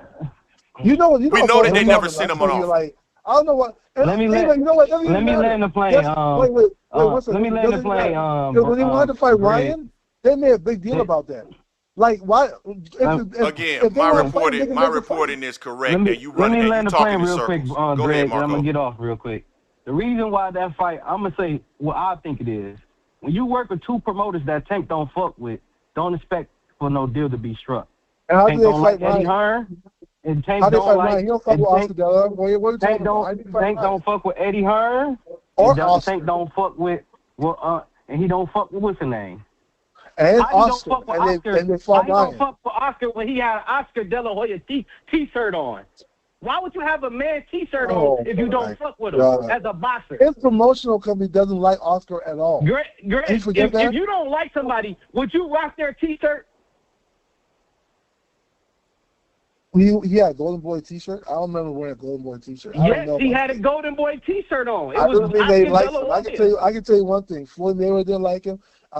Larry didn't like him. All I know is did not like nobody not fucking with Turkey. Golden Boy, the dictator who's trying to take over the boxing. money team working together. Fuck Turkey. Fuck Oscar. We fucking with Al Heyman, the black man. That's what we say. And guess what? No, and guess what? I'm gone. And Tank Davis says open to working with Turkey. Do you forget that part?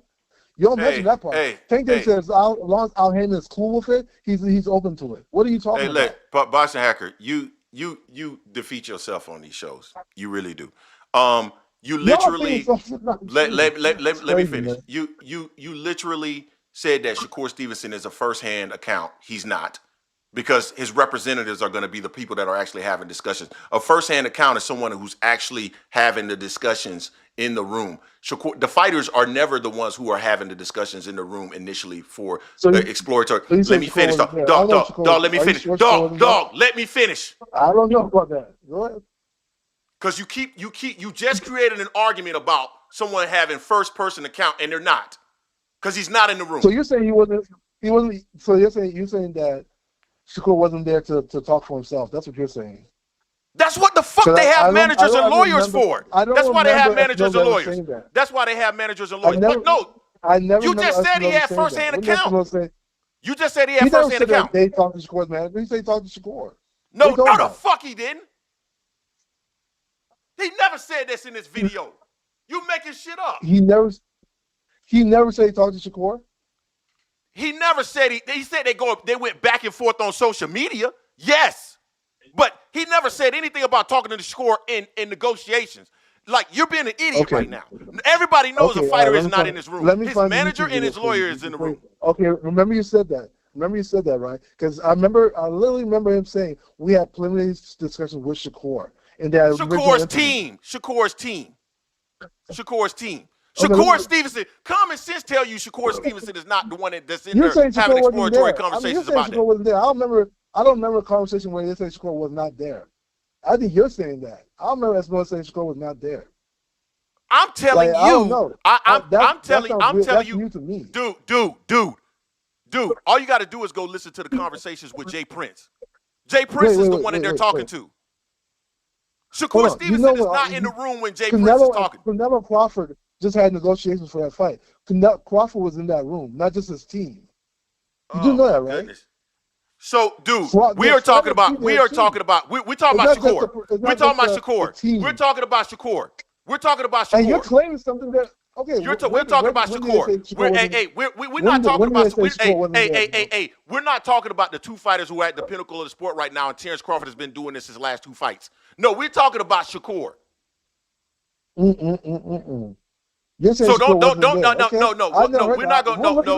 not gonna do that. I never heard that before. Then you dumb. Because that's the reason why you have lawyers. So because somebody's gonna pick up the phone. Somebody's gonna pick up. Why was Crawford part of his negotiation? He has lawyers too.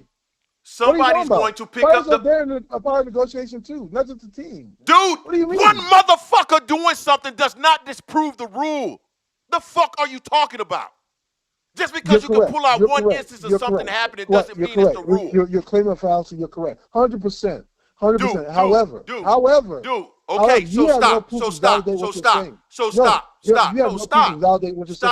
stop there. Because if you can't display multiple instances of that, that's not the way it works. One instance of something happening one way does not prove the rule or disprove the rule. So stop. No, wait. Back to the point that I'm making. No, I'm done with that shit. I'm done with that. I'm done with that. You have no argument. I'm done with that. I'm done with that argument. Yeah, I'm done with that argument. Yeah, okay. You don't make any sense. We're done with that. You don't make any sense there. So you already have someone you're claiming first-hand account. That person is not first-hand. Shakur Stevenson, done with that. Done with that. Shakur Stevenson, literally done with that. Done with that. Shakur Stevenson just said in this video about how there's so much confusion because there's people in between, which he's about Bob Aaron and what's it called? Yes, his people. There's so much fighters because fighters and there's these people in it. So he's actually confirming that there could have been some confusion there in this conversation that we just listened to. So clearly he wasn't in the room. Because he wouldn't have inferred that. He would have implied that. What? What are you talking about? Shakur Stevenson is talking in this. No, be quiet so that you can hear. Shakur Stevenson was in the room. He was right here in this video. Shakur Stevenson in this video talked about the fact that there's so much confusion in these situations that because there's so many people in the middle, which tells you that he's not in the room. That doesn't tell you that. Stop. Don't. Now you're conflating. Hey man, things. hey, bye dude. Bye dude. That does not tell you that whatsoever. Bye. Hey, I'm gonna catch up with you later, bro. Because you I don't know you don't know what you're talking about. You don't know what you're talking about. This man doesn't make that statement if he's in the room. The video's online. Let's find it. Let's find the actual original video. I'm playing the took that. It says you know how it is. You say 10%, it becomes 10. And I appreciate you for clearing it up because you and I have gone back a little bit on social media now and then. And I want to go back to your point about the business. So I think as fighters mature, they become more and more a part of their business. Yeah. Like in the early stage of your career, you're just fighting. Yeah. And then at a certain point, you transition to be like, no, I want to have a say. I want to, and ultimately, you see guys like Floyd or like Crawford or Canelo, they're fully in charge of everything. Yeah. Like, where are you in that process and how do you transition from being like a guy who goes in the ring to a guy who it isn't working for a promoter who has a promoter working for him? So why, if Steven Espinosa said that he was talking directly to Shakur Stevenson, why the fuck would he ask him the question of when is he going to transition to owning his career like the other guys?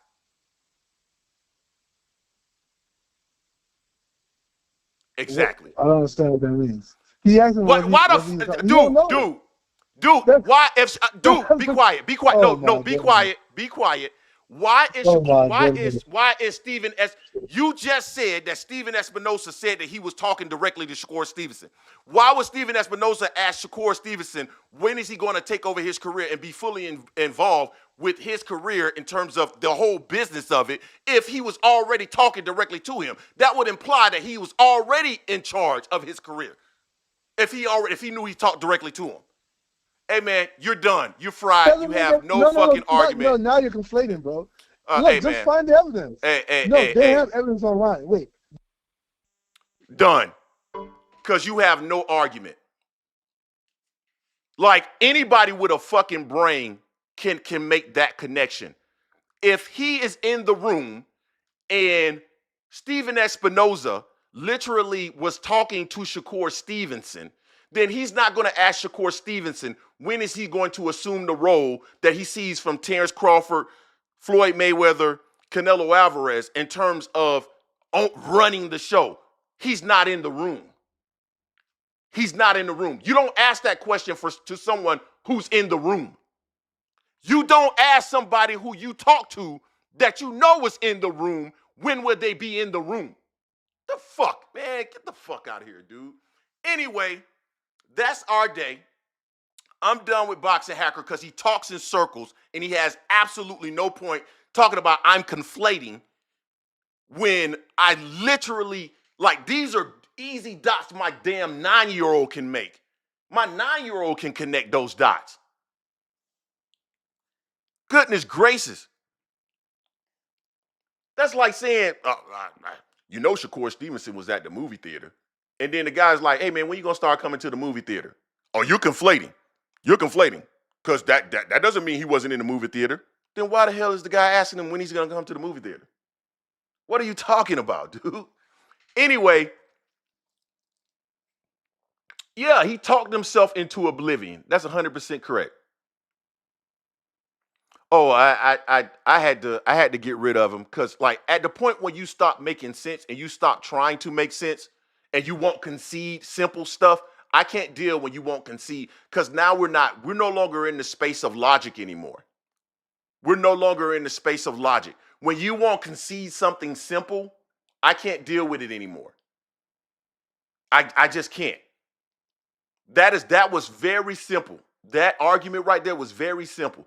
You don't ask this guy when is he going to transition to owning his career like the other fighters, aforementioned fighters, if you were talking directly to him in terms of negotiations. That's common sense. I mean, chat, am I wrong? Am I wrong? Please, somebody tell me, am I wrong?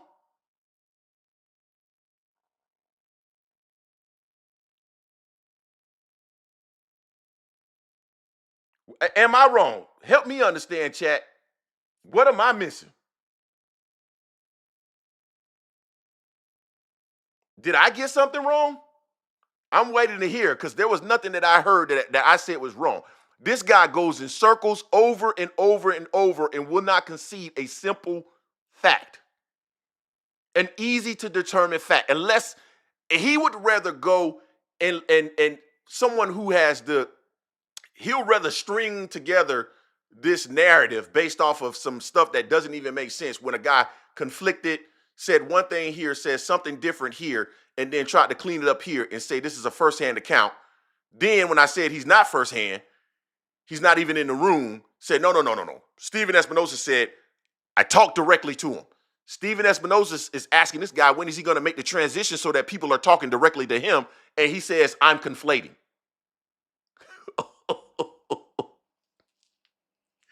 Oh, my God. This guy here is nuts. Anyway, guys, I've been doing this now for 3 hours and 17 minutes. I am exhausted.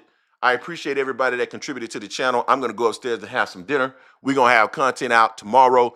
Boxing Hacker, I still love you, but hey, man, once you stop making sense and you just refuse to accept logic and you start to call simple logic conflation, I can't do it anymore.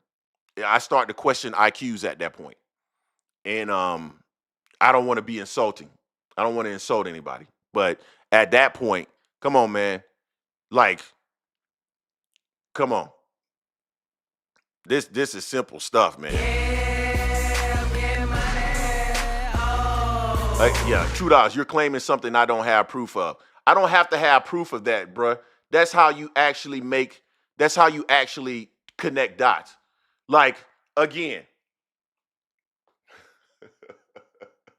you said, hey, Greg is in the room right now. And there's somebody else in the room that's supposed to be talking to me. But then you're claiming that just because no one said it verbatim, that's what idiots do, Boxing Hacker. I'm not even trying to be funny. That's either what idiots do or people that don't like to be wrong do. That's what idiots do or people that don't like to be wrong. That's what they do. If I am in a room and somebody else is supposedly in the room, I'm supposed to be in the room. And this was, hey, today we're in the room. Tomorrow they don't ask, hey, Greg, why weren't you in the room yesterday? Or Greg, when will you be in this room? That implies that I was never in the room. Your SAT score on the verbal part must have been ass. It had to have been ass. Any part of the logic and reasoning, because you know on these tests, they actually expect you to be able to connect dots without someone telling you something verbatim.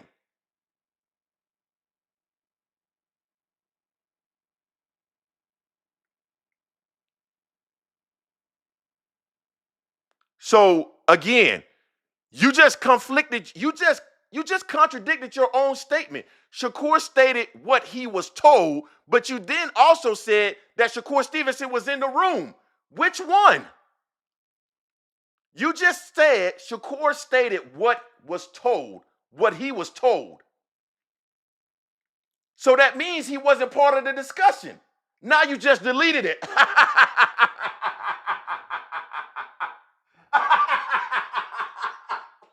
This nigga's an idiot.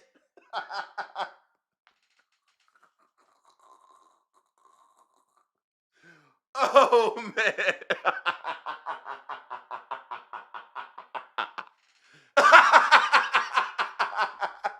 Hey, man.